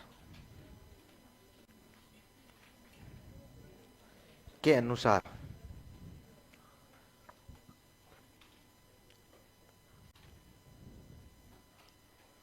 क्रेसमर के अनुसार कितने बताएं क्रेसमर ने?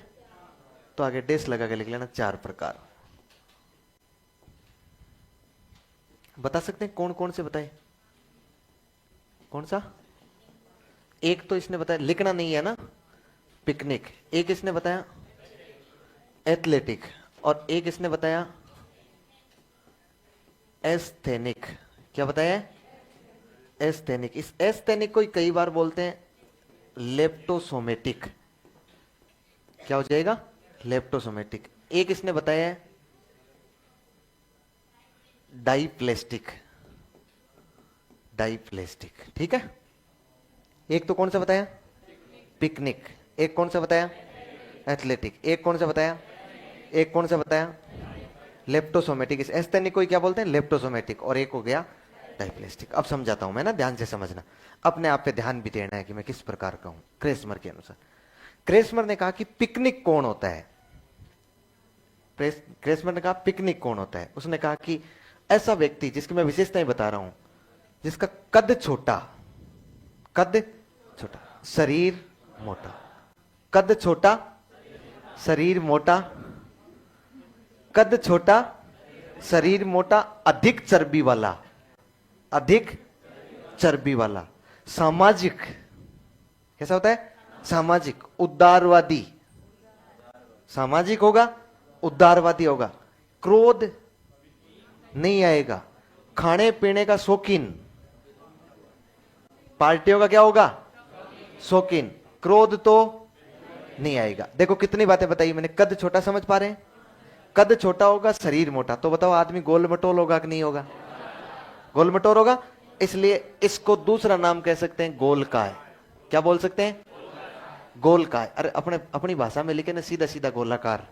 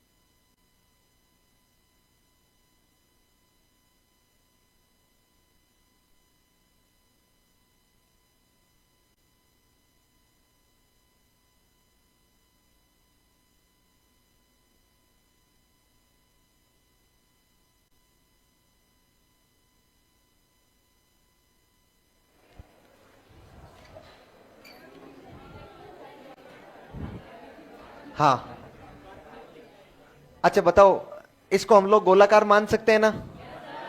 कोई डाउट है क्या? कद छोटा है, शरीर मोटा है, चर्बी ज्यादा होती है, गुस्सा नहीं, सामाजिक नहीं होता। एक तो सॉरी, सामाजिक होता है पूर्ण रूप से। समाज के कार्यक्रमों में तो आपको आगे मिलेगा, चाहे भद्दा लग रहा है कोई फर्क नहीं पड़ता है, चाहे चप्पल पहन रखी है लोड नहीं है इसको, चाहे भले उसकी टी शर्ट है ना वो यहां तक आ रखी है भले, लेकिन वो मिल जाएगा आपको यूं, और आराम से घूमता रहेगा, सामाजिक होगा, सबसे बातचीत करता रहेगा, चाहे छोटा है चाहे बड़ा है, कोई भी है, सबको उसके कोई किसी प्रकार की कोई डाउट नहीं है उसमें। अच्छा, उदारवादी होता है। उदारवादी का मतलब समझते हैं? उदारवादी का मतलब होता है, जैसे मान लो सामने या कोचिंग के सामने आया, मोटरसाइकिल लेके आया, रोकी, किसी ने पूछा कि यार भाई वो यूको बैंक कहाँ है? तो यूको बैंक कहाँ है? तो उसने कहा यार यूको बैंक तो यहाँ जाके, यहाँ से 1 किलोमीटर ही तो है। उसने कहा यार भाई किधर से जाऊँ, इधर से जाऊँ? बोले कोई नहीं यार, टाइम देखता हूँ, 2 तो बज रहे, क्लास तो शुरू होने, बैठ तू मोटरसाइकिल पर बैठ, मैं तुझे छोड़ के आता हूँ। अपने काम को बंद कर देगा, लेकिन दूसरे के लिए क्या करेगा? उदार, उपकार करेगा। क्या करेगा? उपकार। क्रोध नहीं आएगा, आगे आराम से चल रहा है, चलते चलते पीछे ने किसी थप्पड़ मारी, घूम के कहेगा अरे कौन है रे, क्या हो गया रे? कहा क्यों मार रहा है? क्रोध नहीं आएगा। मैं नहीं कह रहा हूं, ये कौन कह रहा है? क्रेसमर कह रहा है। कौन कह रहा है? क्रेसमर। इसका मतलब ये जो गोल मटोल है, इसका एक और इंग्लिश में इसका नाम होता है साइक्लोइड। क्या होता है? अरे साइकिल बनता है कि नहीं बनता है? साइक्लोइड। इसका एक सर्किल, मतलब गोलाकार है तो क्या बन गए? साइकिल की तरह होगा। एक होता है एथलेटिक। एथलेटिक जो होता है ना, वो होता है मजबूत अस्थिपंजर। क्या होता है? मजबूत अस्थिपंजर, सशक्त मांसपेशियां, सशक्त मांसपेशियां, खिलाड़ी प्रवृत्ति का। कैसा होता है? खिलाड़ी प्रवृत्ति का होता है। क्रोध पर नियंत्रण होता है। क्रोध आता तो है लेकिन उस पर क्या होता है? नियंत्रण। इसको किसी वजह से गुस्सा आया है ना, तो ये कहेगा कि देख, आखिरी चेतावनी दे रहा हूं, ढंग से समझ जाना, अब की बार नहीं छोड़ूंगा। मतलब इसका क्या है? कंट्रोल है, उस पर नियंत्रण है। अच्छा मुझे बताओ, इस प्रकार के व्यक्ति को मैं आयताकार बोल सकता हूं ना? आयताकार बिल्कुल सिक्स पैक वाला होता है, ये खिलाड़ी प्रवृत्ति का होता है, स्फूर्त होता है, चंचल होता है। समझ पा रहे? फिर एक होता है एस्थेनिक या लेप्टोसोमेटिक। अच्छा, एस्थेनिक या लेप्टोसोमेटिक प्रकार के जो लोग होते हैं ना, वो होता है दुबला पतला, दुबला पतला, अविकसित मांसपेशियां। मांसपेशियां पूर्ण से विकसित नहीं हुई है। ऐसे मार्केट में आपको कुछ कुछ घूमते मिल जाएंगे, बहुत सारे होते हैं। अच्छा, ये मार्केट में आप देखोगे ना, बिल्कुल दुबला पतला रहेगा और बिल्कुल टेंट में पेंट रहेगा पूरा, और फिर यूं करके नहीं आ रहा। ये जो व्यक्ति होते हैं ना, ये कैसे होते हैं? ये एस्थेनिक प्रकार के होते हैं, लेप्टोसोमेटिक प्रकार के होते हैं। कैसे होते हैं?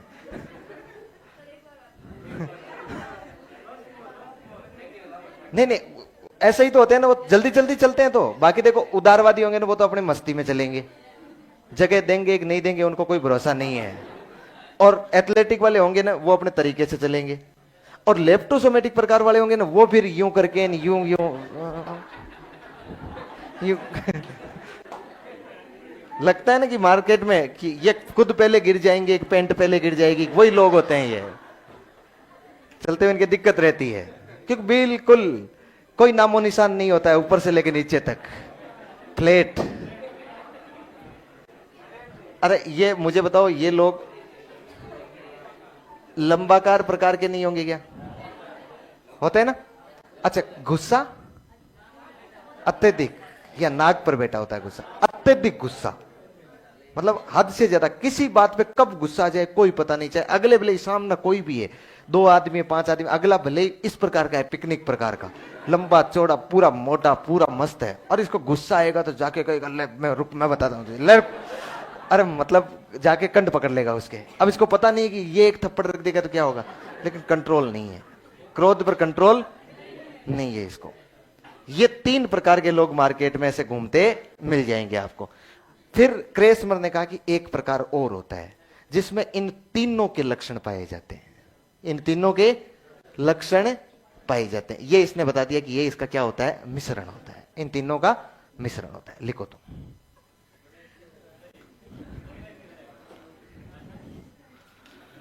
क्रेसमर बता के गया है, ऐसे नहीं मैं लिखवाऊंगा। क्रेसमर के अनुसार 4 प्रकार लिख लिया आपने। नंबर 1 लिखो, है सुडोल काय। सुडोल काय तो हो गया ना अपने आप में, बहुत अच्छा सुडोल होता है इसका यार, अष्टपुष्ट बॉडी का होता है। हाँ लिखो, नंबर 1 लिखो पिकनिक।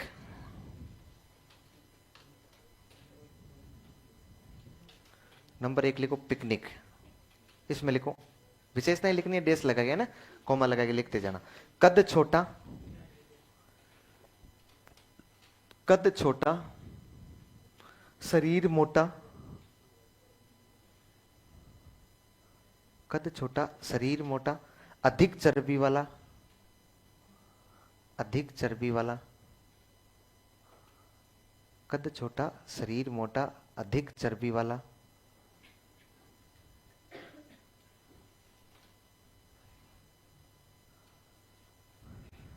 ये कह रही कि सर बस करो, अब लाइब्रेरी में ऐसी कंट्रोल नहीं हो रही है। देखो कंट्रोल करना किसका गुण होता है? एथलेटिक प्रकार का होता है। अनकंट्रोल कौन होता है? एस्थेनिक प्रकार का होता है। अच्छा, इससे एक बात तो जाहिर होती है कि भाव शून्यता तो नहीं है आप में, है ना? यदि हंसी नहीं आ रही तो इसका मतलब है विरक्त, देवदास।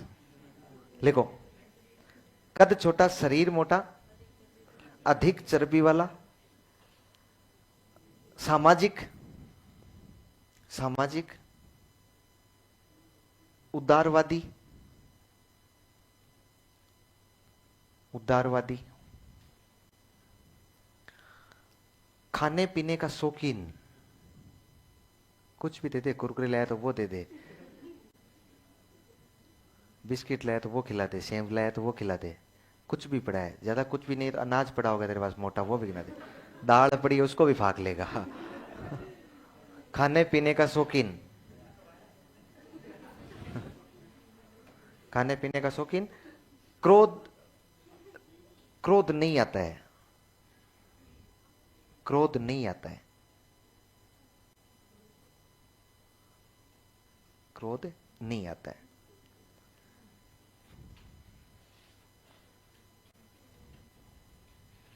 हो गया।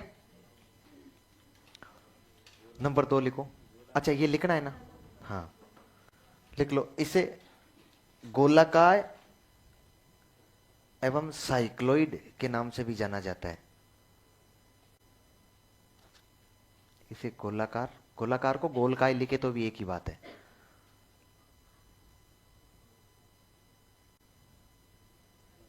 साइक्लोइड के नाम से भी जाना जाता है। हाँ, साइक्लोइड के नाम से भी जाना जाता है। नंबर 2 लिखो, नंबर 2 लिखो, एथलेटिक।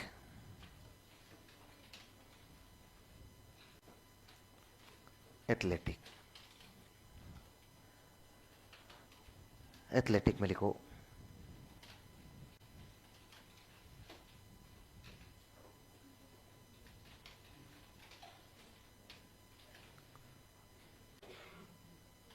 लिखो सशक्त, सशक्त, सशक्त मतलब मजबूत होता है ना, सशक्त अस्थि पंजर, सशक्त अस्थि पंजर, अस्थि पंजर मतलब हड्डियों का ढांचा, सशक्त अस्थि पंजर, मजबूत मांसपेशियां,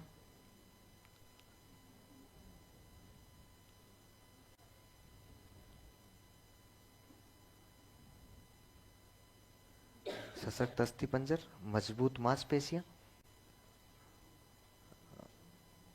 खिलाड़ी प्रवृत्ति, खिलाड़ी प्रवृत्ति,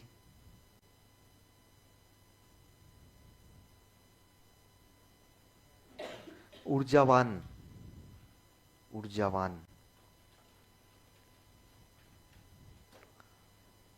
क्रोध पर नियंत्रण, क्रोध पर नियंत्रण,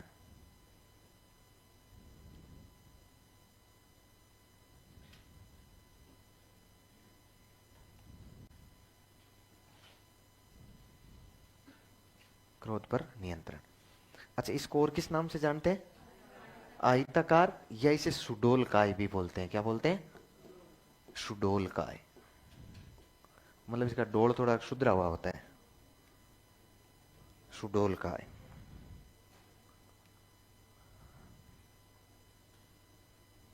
सुडोलकाय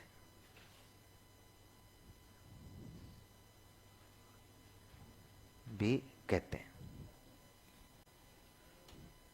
तीसरा कौन सा हो जाएगा? एस्थेनिक।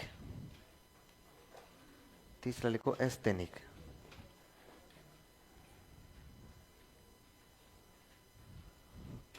एस्थेनिक में लिखो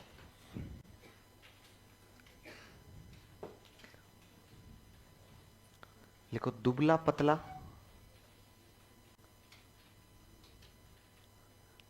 दुबला पतला,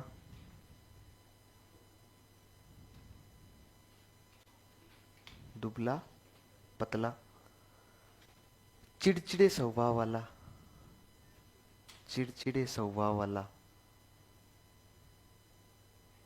दुबला पतला, चिड़चिड़े स्वभाव वाला,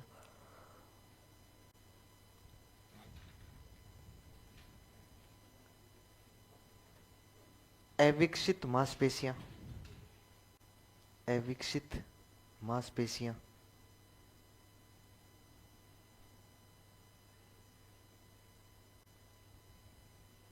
अविकसित मांसपेशियां, अत्यधिक गुस्से वाला,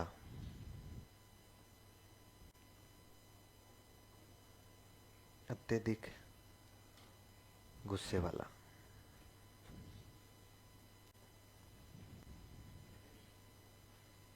नेक्स्ट लाइन में लिखो इसे लेप्टोसोमेटिक,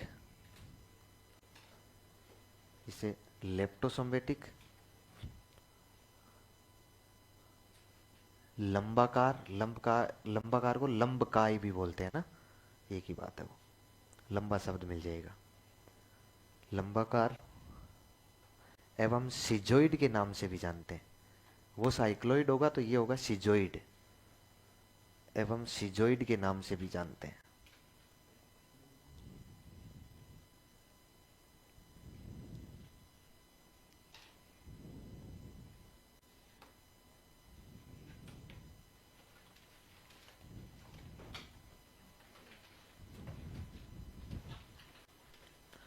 अगला लिखो नंबर 4 डाईप्लेस्टिक। नंबर 4 डाईप्लेस्टिक।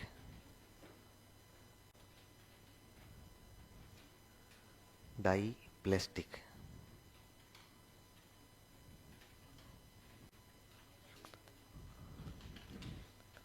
ये क्या हो जाएगा? लिख लो, उपयुक्त तीनों का मिश्रण।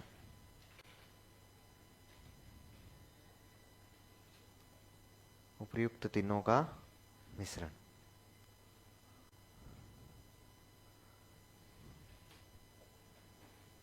उपयुक्त तीनों का मिश्रण हो गया। बहुत बढ़िया। अगला लिखो,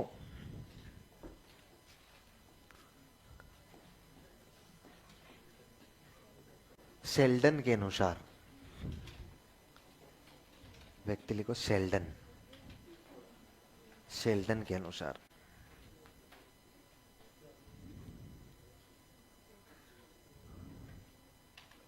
शेल्डन के अनुसार कितने प्रकार बताएं? 3 प्रकार।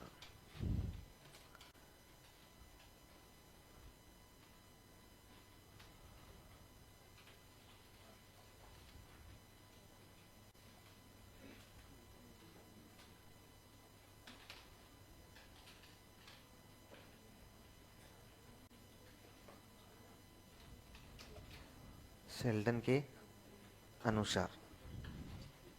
अच्छा, कितने प्रकार बताए शेल्डन ने? 3 प्रकार बताए। कौन कौन से? नंबर 1 लिखो, एक्टोमॉर्फिक। कौन सा होता है? एक्टोमॉर्फिक। लिखो नंबर 1 एक्टोमॉर्फिक। नंबर 2 मीजोमॉर्फिक। मीजोमॉर्फिक। और नंबर 3 हो जाएगा एंडोमॉर्फिक। अरे एंडो एक्टो उल्टा तो नहीं हो गया है? एक है एंडोक्राइन यानी क्या होता है? एंडोमॉर्फिक यानी क्या होता है?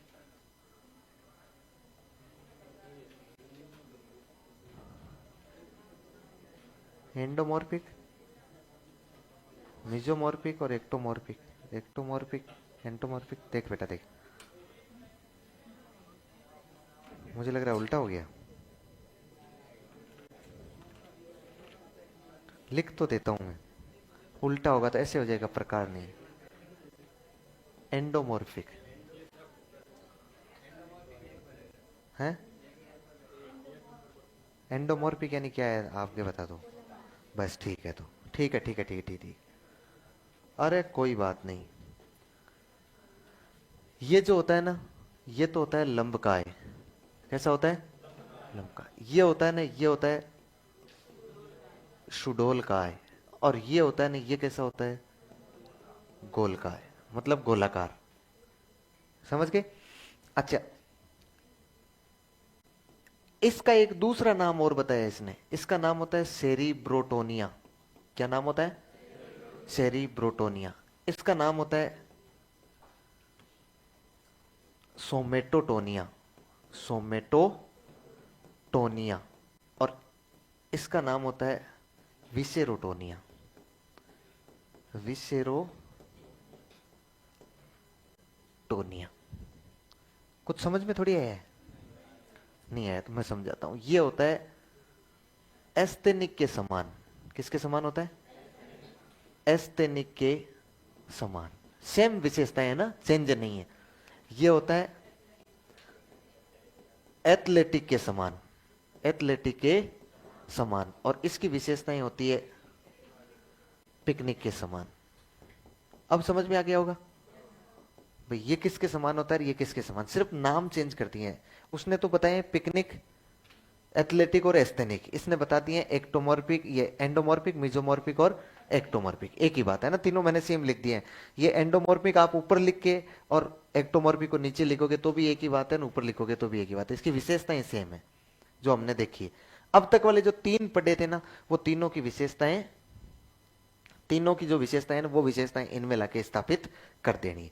क्योंकि जो एंडोमॉर्फिक होता है ना, वो पिकनिक प्रकार का होगा, और पिकनिक प्रकार को एक नाम और दिया विसेरोटोनिया। और जो मिजोमॉर्फिक होगा ना, वो आपके एथलेटिक प्रकार का होगा, जिसको एक नाम और दिया है सोमेटोटोनिया। और एक एक्टोमॉर्फिक होगा ना, वो आपके एस्थेनिक प्रकार का होगा, और इसको एक नाम क्या दिया है, सेरिब्रेटोनिया। अच्छा, इसमें अच्छा व्यक्तित्व कौन सा होता है, मिजोमॉर्फिक। और सोमेटोटोनिया वाला व्यक्तित्व अच्छा होता है ना, इसलिए इस सिद्धांत को सोमेटोटाइप सिद्धांत कहते हैं। क्या बोलते हैं, सोमेटोटाइप सिद्धांत। लिख लो एक बार तो, ऐसे कैसे लिख लो। आपने यदि नहीं लिखा है ना, तो आप चाहो तो भले नीचे वाले को ऊपर ले जा सकते हो, ताकि उसके समान ही रह जाएगा, क्रम भी चेंज नहीं होगा। और लिख लिया तो ऐसे भी लिख लेना, याद करने में थोड़ी दिक्कत रहेगी। क्या है, विशेरो, विशेरोटोनिया।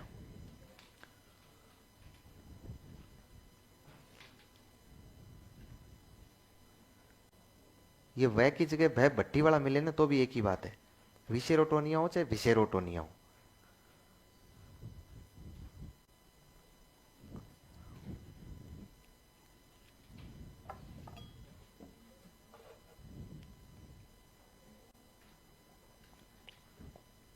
लिख लिया तूने, अब क्या करेगा बता।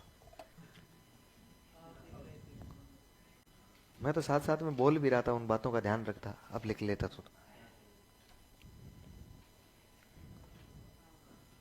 है।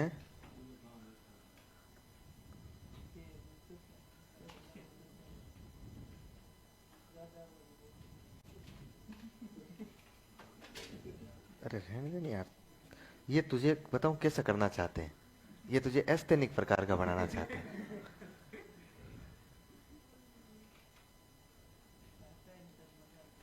हैं, नहीं वो बात तो सही,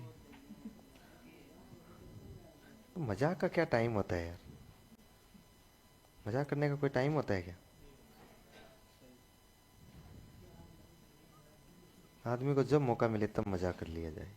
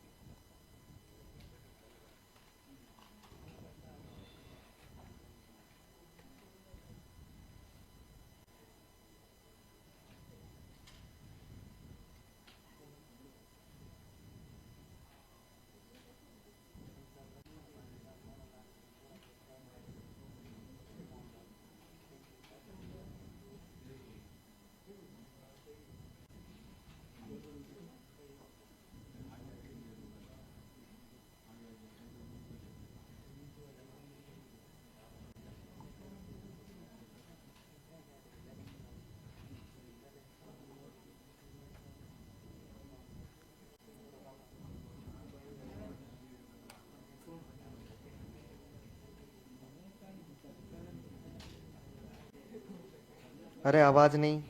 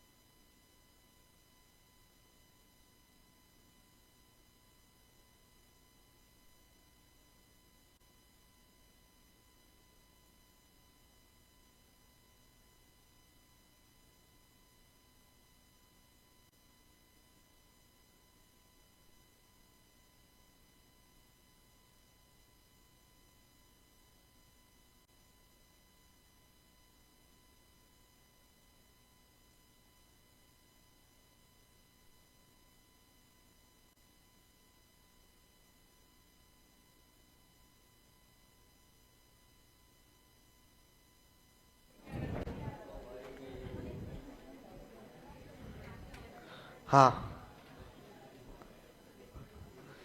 लिख लिया ये? चलो, सेल्डन ने 3 प्रकार बता दिए, एक्टोमॉर्फिक, मिजोमॉर्फिक और एंडोमॉर्फिक। अच्छा, इस सेल्डन की एक बात और बताता हूं, पहले तो एक लाइन तो नीचे लिख लो। इनमें सर्वश्रेष्ठ व्यक्तित्व मिजोमॉर्फिक होता है। इनमें सर्वश्रेष्ठ व्यक्तित्व मिजोमॉर्फिक होता है। इनमें सर्वश्रेष्ठ व्यक्तित्व मिजोमॉर्फिक होता है। इनमें सर्वश्रेष्ठ व्यक्तित्व मिजोमॉर्फिक होता है। मिजो यानी मध्य होता है, मिजोमॉर्फिक होता है। अतः इसे सोमेटोटाइप सिद्धांत भी कहते हैं। अतः इसे सोमेटोटाइप सिद्धांत भी कहते हैं। अतः इसे सोमेटोटाइप सिद्धांत भी कहते हैं।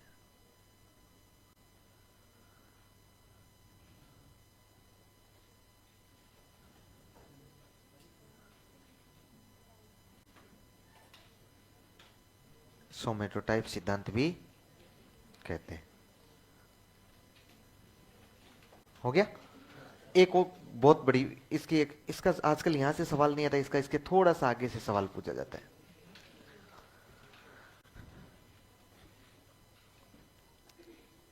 देखो, इसने 3 प्रकार बताए हैं अपने को ना। कितने प्रकार बताए हैं? 3। वास्तव में देखो, इनका सही क्रम तो यही है। कौन सा? एंडोमॉर्फिक, मिजोमॉर्फिक। अच्छा, मुझे बताओ, इस क्रम से कितने लोगों ने लिखा है? लगभग ने इसी क्रम से लिखा है, या फिर जैसे था वैसे, जैसे मैंने लिखा था जैसे था वैसे ही लिखा है? कैसे ही लिखा हो, क्रम सही कौन सा होगा? एक जगह, हालांकि नहीं होगा, मैं बता दूंगा, लेकिन उसका कारण क्या होगा? एंडोमॉर्फिक, मिजोमॉर्फिक और एक्टोमॉर्फिक। थोड़ा सा क्या है कि आपको दिमाग लगाना पड़ेगा। यदि आपने उस तरीके से लिखा है, तो इस तरीके से लिखा है तो दिमाग नहीं लगाना पड़ेगा। फर्क इतना सा आएगा। सुनिएगा मेरी बात। इसने व्यक्तित्व संरचना के आधार पर यह बताया कि व्यक्ति कितने प्रकार के हैं? 3। शरीर देखकर बताया इसने, व्यक्ति के शरीर को देखकर बताया इसने। इसने कोई गुण नहीं देखे हैं, व्यक्तित्व शारीरिक संरचना के आधार पर बताया है। इसने जब अध्ययन किया ना, तो इसने 4000 अपनी यूनिवर्सिटी के 4000 बच्चों की नग्न तस्वीरें मंगवाई, और उन तस्वीरों को इसने एक एक तस्वीरों को देख के अध्ययन करके फिर पूरी तस्वीर को इसने कितने भागों में बांट दिया? 3 भागों में बांट दिया था। कितने भागों में बांट रहा है? 3 भागों में बांट रहा है। अब वो जो तस्वीरें हैं ना, उन तस्वीरों को वो रैंक दे रहा है। जैसे पहली वाली तस्वीर उठाई, उस पहली वाली तस्वीर में ये रैंक जो देगा ना, वो देगा 1 से लेकर 7 तक। कितने तक दे रहे हैं? 1 से 7। ध्यान से सुनना ना, 1 से 7 तक रैंक दे रहा है। 1 नंबर जो रैंक है ना, 1 नंबर, वो 1 नंबर रैंक होती है किसी भी श्रेणी के सबसे निम्न गुणों को दर्शाती है, और 7 नंबर रैंक होती है ना, वो उस श्रेणी के उच्च गुणों को दर्शाती है। समझ पा रहे हैं? अपनी श्रेणी की 1 रैंक सबसे निम्न गुणों को दर्शाएगी, 7 रैंक उच्च गुणों को दर्शाएगी। अब जैसे मान लीजिए इसने एक तस्वीर उठाई, और उस एक तस्वीर को इसने देखा, और देखा तो ये व्यक्तित्व कैसा है। इसमें एंडोमॉर्फिक के लिए उस तस्वीर को रैंक दे दी 7 नंबर। कितने नंबर? 7 नंबर। क्या आपको कुछ पता लगा? सबसे अच्छा का मतलब हो गया कि यह व्यक्ति कद में छोटा और शरीर में मोटा होगा कि नहीं होगा? जब एंडोमॉर्फिक 7 नंबर मिल रहे हैं उसको, और 7 नंबर सबसे उच्च रैंक है, तो इसका मतलब 7 नंबर रैंक का मतलब है, हो जाएगा कि नहीं हो जाएगा? फिर उसने दूसरे वाले में देखा, मिजोमॉर्फिक में, उसमें रैंक दे दी 1 नंबर। तीसरे वाले में रैंक दे दी 1 नंबर। दे दी, अपनी मर्जी से नहीं दे दी है। जो व्यक्ति का कद छोटा होगा, शरीर मोटा होगा, और वो यूं चल रहा है, उस व्यक्ति को क्या एथलेटिक कहा जा सकता है? क्या उस व्यक्ति को एक्टोमॉर्फिक कहा जा सकता है? क्या नहीं कहा जा सकता दोनों स्थितियों में। इसका मतलब इनमें एक एक रैंक आएगी। समझ पा रहे? अब मान लीजिए उसने एक तस्वीर को साइड में रखा, दूसरी तस्वीर उठाई। दूसरी तस्वीर में इसने देखा कि यार ये व्यक्ति तो 1 नंबर है, इसका मतलब इसमें एंडोमॉर्फिक के तो नहीं है, पिकनिक वाले गुण तो नहीं है। इसने इसको रैंक दी 7 नंबर, तो ये रैंक स्वतः ही कितनी आ जाएगी? 1 आ जाएगी, क्योंकि जब व्यक्ति कैसा है, शुद्ध रूप से सुडोल का या आयताकार प्रकार का है, खिलाड़ी प्रवृत्ति का है। फिर तीसरी तस्वीर उठाई, इस तीसरी तस्वीर में इसने रैंक दे दी 1, इसको भी दी 1, और इसको कितनी मिली?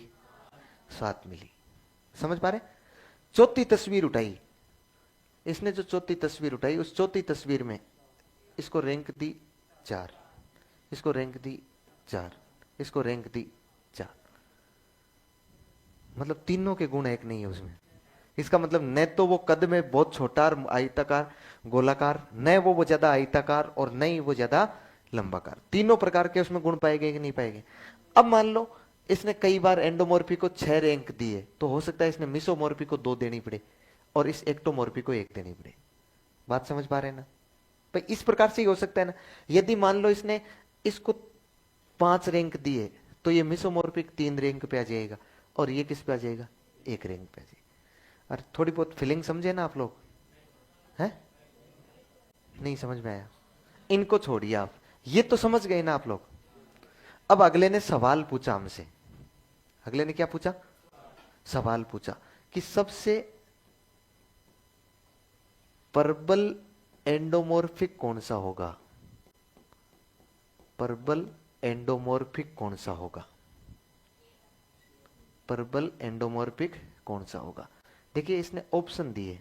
ऑप्शन ए में लिखा 7 1 1, बी में लिखा 1 7 1, सी में लिखा 1 1 7, और इसमें लिखा इसने 4 4 4। ये पूछा गया सवाल है प्रबल। अब सोच लो एक बार, मैं तो हाथ खड़े करवाऊंगा, समझा तो दिया है मैंने। किसने कहा ये?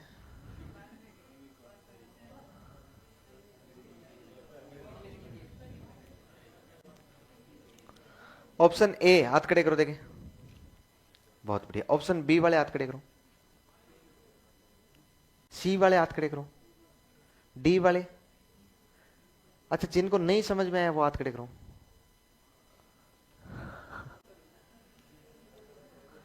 गलती से करवा लिया मैंने, ये हाथ खड़े नहीं करवाने चाहिए थे। अरे एक बार फिर कोशिश करें। अब की बार ध्यान रखना, तुम भी थोड़ा धक्का लगाना, ऐसा नहीं कि पूंछ पकड़ के खींचो, नहीं तो नहीं बैठेगी कैसे ही।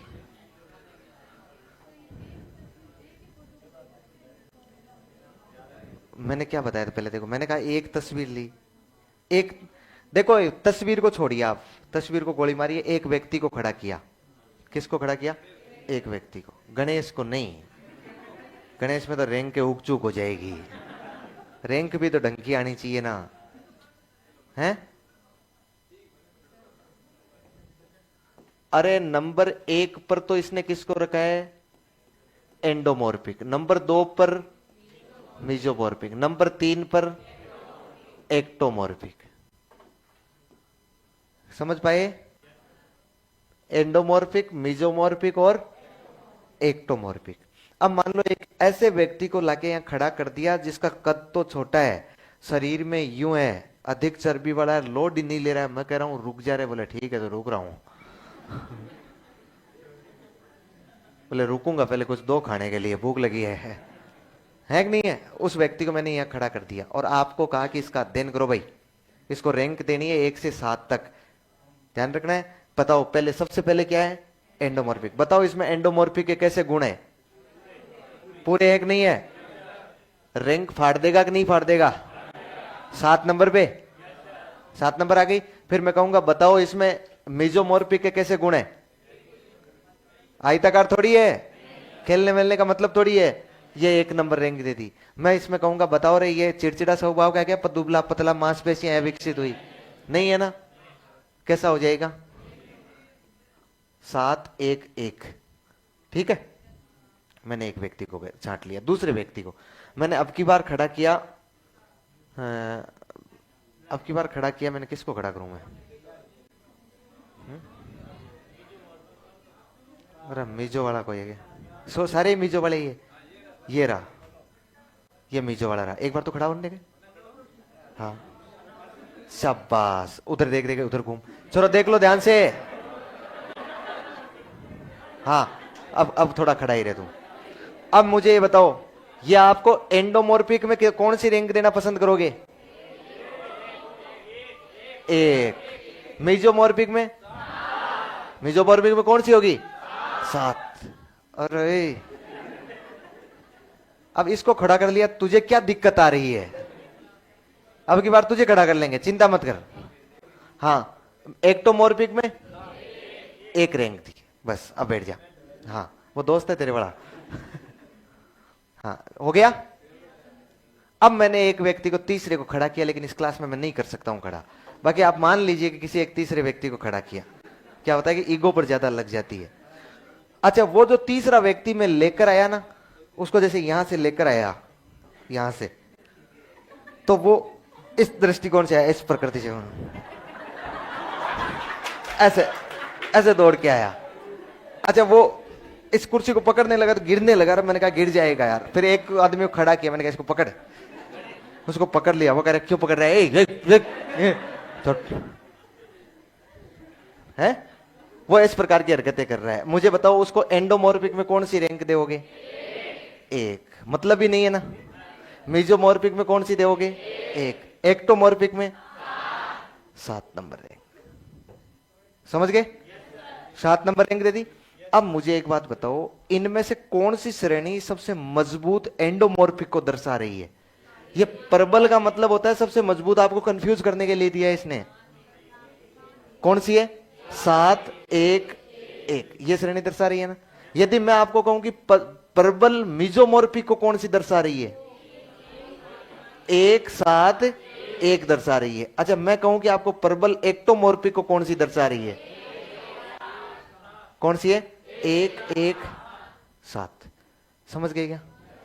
और फिर मैंने कहा कि एक मैंने ऐसे व्यक्ति को खड़ा किया जिसमें तीनों के ही गुण है, जिसमें तीनों के ही गुण है। भाई कहीं ना कहीं से इसने मिलान करके इन तीनों के गुण सेट कर दिए, 4 4 4। बताओ, ये संतुलित व्यक्तित्व होगा कि नहीं होगा? सबका व्यक्तित्व के इसमें लक्षण है कि नहीं है? अपने से पिछली बार सवाल पूछा कि निम्न में से प्रबल एंडोमॉर्फिक कौन सा है, तो ऑप्शन क्या हो जाएगा? ए। मैंने यहां पर भी तो यही रैंक लिखी है ना, देखो ये रही। मैंने इसको इस तरफ से लिख दिया। अब तो समझ में आई क्या? ये सेम मैंने फर्क क्या किया है इसमें, इसको इस तरह से लिख दिया था, असली आप समझ नहीं पाए थे, और ऐसे लिख दिया तो आप लोग समझ जाएंगे। कोई डाउट है क्या? हाँ, सीधा डायरेक्ट ऐसे ही पूछा गया, ऐसे लिखा जाएगा प्रबल एंडोमॉर्फिक कौन सा है शेल्डन के अनुसार, और फिर ये 4 ऑप्शन थे। लोगों को बायरा नहीं लगा, हवा नहीं लगी, हुआ क्या है, क्या कह रहा है ये? 1 7 1 1 1 7 1 क्या है? तो उसने तो उस तस्वीरों को मानकर उसने क्या कर दिया था? अध्ययन कर दिया था। चलिए, अब कैसे बनाना है ना, मैं लिखवाऊंगा, पहले लिखो। नेक्स्ट लाइन में लिखो, शेल्डन ने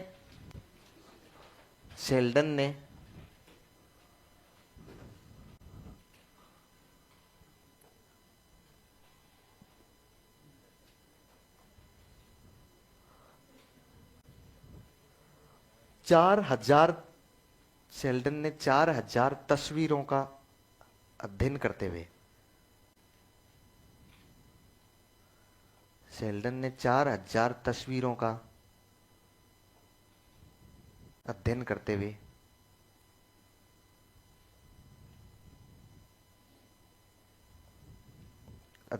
हुए इन्हें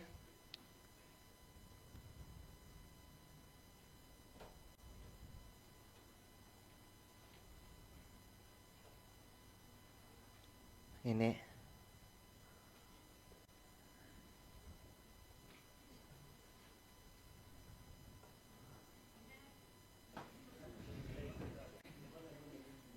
इन्हें 1 से 7 तक, इन्हें 1 से 7 तक रैंक प्रदान की।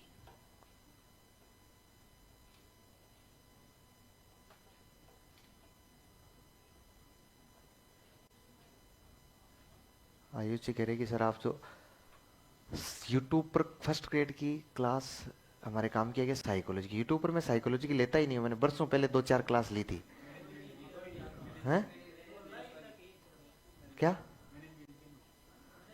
मैनेजमेंट वाली भी 2-3 दिन ली, फिर कुछ प्रशासनिक कारण हो गए, विभागीय कारण। हम नहीं, अभी चल ही नहीं रही अपनी क्लास, अपनी तो अभी यहीं चल रही है। एग्जाम के नजदीक कुछ सोचेंगे, फिर उसमें क्या मजा नहीं आता ना, फीलिंग भी तो आनी चाहिए ना। है? अब व्यूज तो कोई व्यूज की जगह रह गई, फीलिंग तो आनी चाहिए ना। मैं व्यूज पर थोड़ी जिंदा हूं, मतलब ही नहीं है। हैं? कभी देखा क्या ऑनलाइन, कभी किसी भी स्थिति में? नहीं। कभी भी ये अपने ऑनलाइन ज्यादा मोह नहीं है, इस दुनिया को मैं आभासी दुनिया मानता हूँ। आभासी तो है वो दुनिया, ऑनलाइन वाली दुनिया कैसी है? शुद्ध रूप से आभासी है।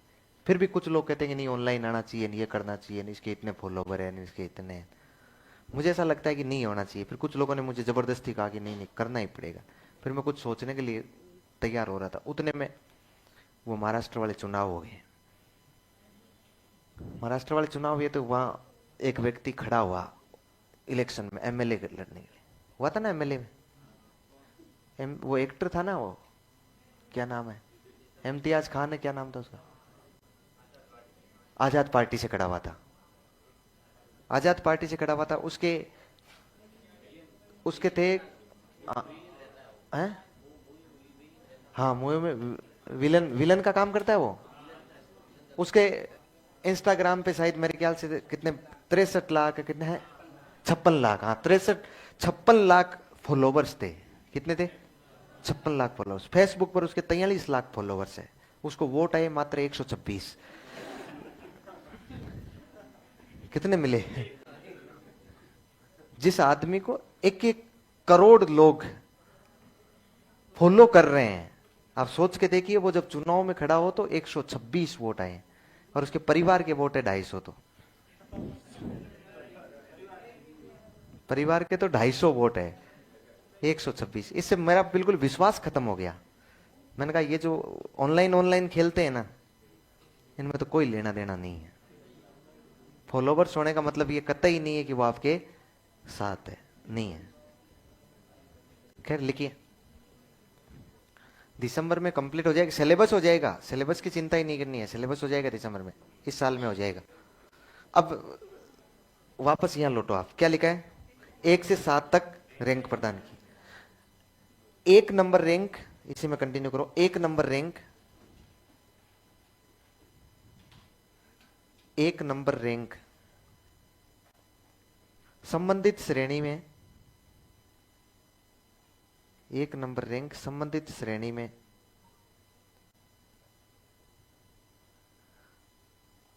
निम्नतम, निम्नतम, जबकि जबकि 7 नंबर रैंक, जबकि 7 नंबर रैंक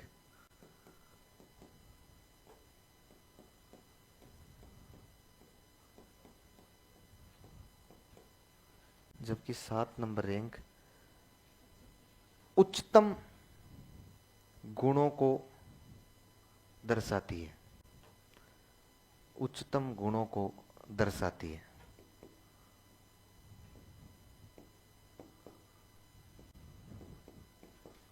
उच्चतम गुणों को दर्शाती है।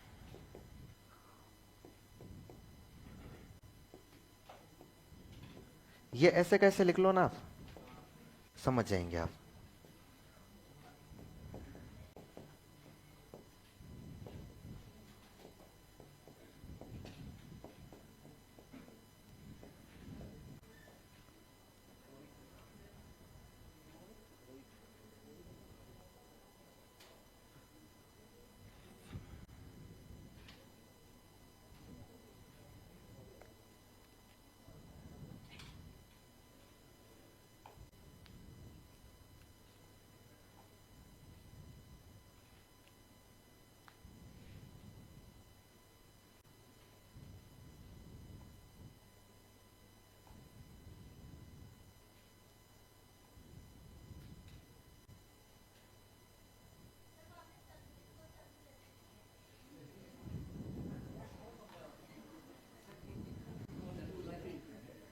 ये कौन बोली?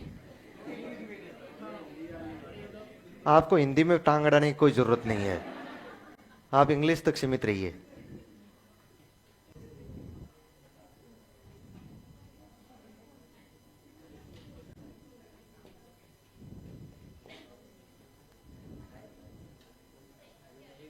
हैं? सही क्यों किया? क्या करें, तो आप जैसे लोग हो जाएं तो क्या करें फिर?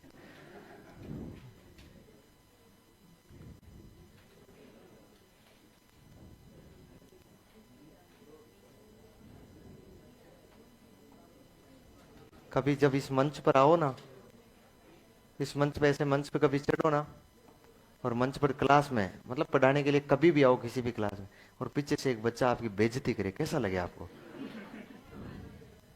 हो तो रही है ना मेरी तो, वो तो ठीक है, मैं निष्ठल्य प्रकार का हूं, नहीं फर्क पड़ता है। इतने लोगों का सही हो जाए ना। धन्यवाद समाज सेवा के लिए। ऐसे ही लगे रहो। वो किसने कहा था, कबीरदास ने कि रहीमदास ने? निंदक नियरे राखिएन आंगन कुटी छवाए। लिखो लिखो, हो गया ये?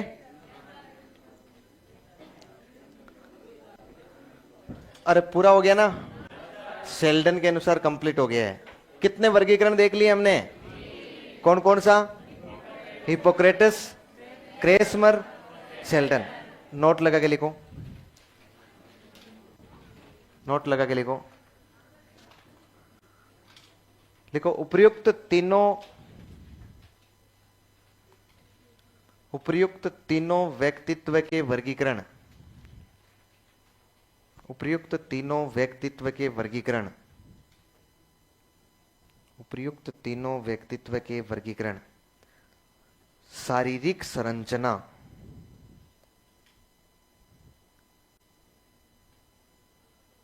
शारीरिक संरचना के आधार पर दिए गए हैं। उपर्युक्त तीनों व्यक्तित्व के वर्गीकरण शारीरिक संरचना के आधार पर दिए गए हैं। तीनों व्यक्तित्व के वर्गीकरण शारीरिक संरचना के आधार पर दिए गए। अतः अतः मान्य नहीं है, अतः मान्य नहीं है। फिर बोले क्यों लिखवाया है? पूछते हैं सवाल, मतलब इन्हें वैलिड नहीं, इनके आधार पर हम शरीर को देखकर हम नहीं पता लगा सकते हैं कि किस प्रकार का व्यक्तित्व है। ये तो इन्होंने बता दिया कि शरीर संरचना के आधार पर। क्या करेंगे, चाय पियोगे? पियो। हाँ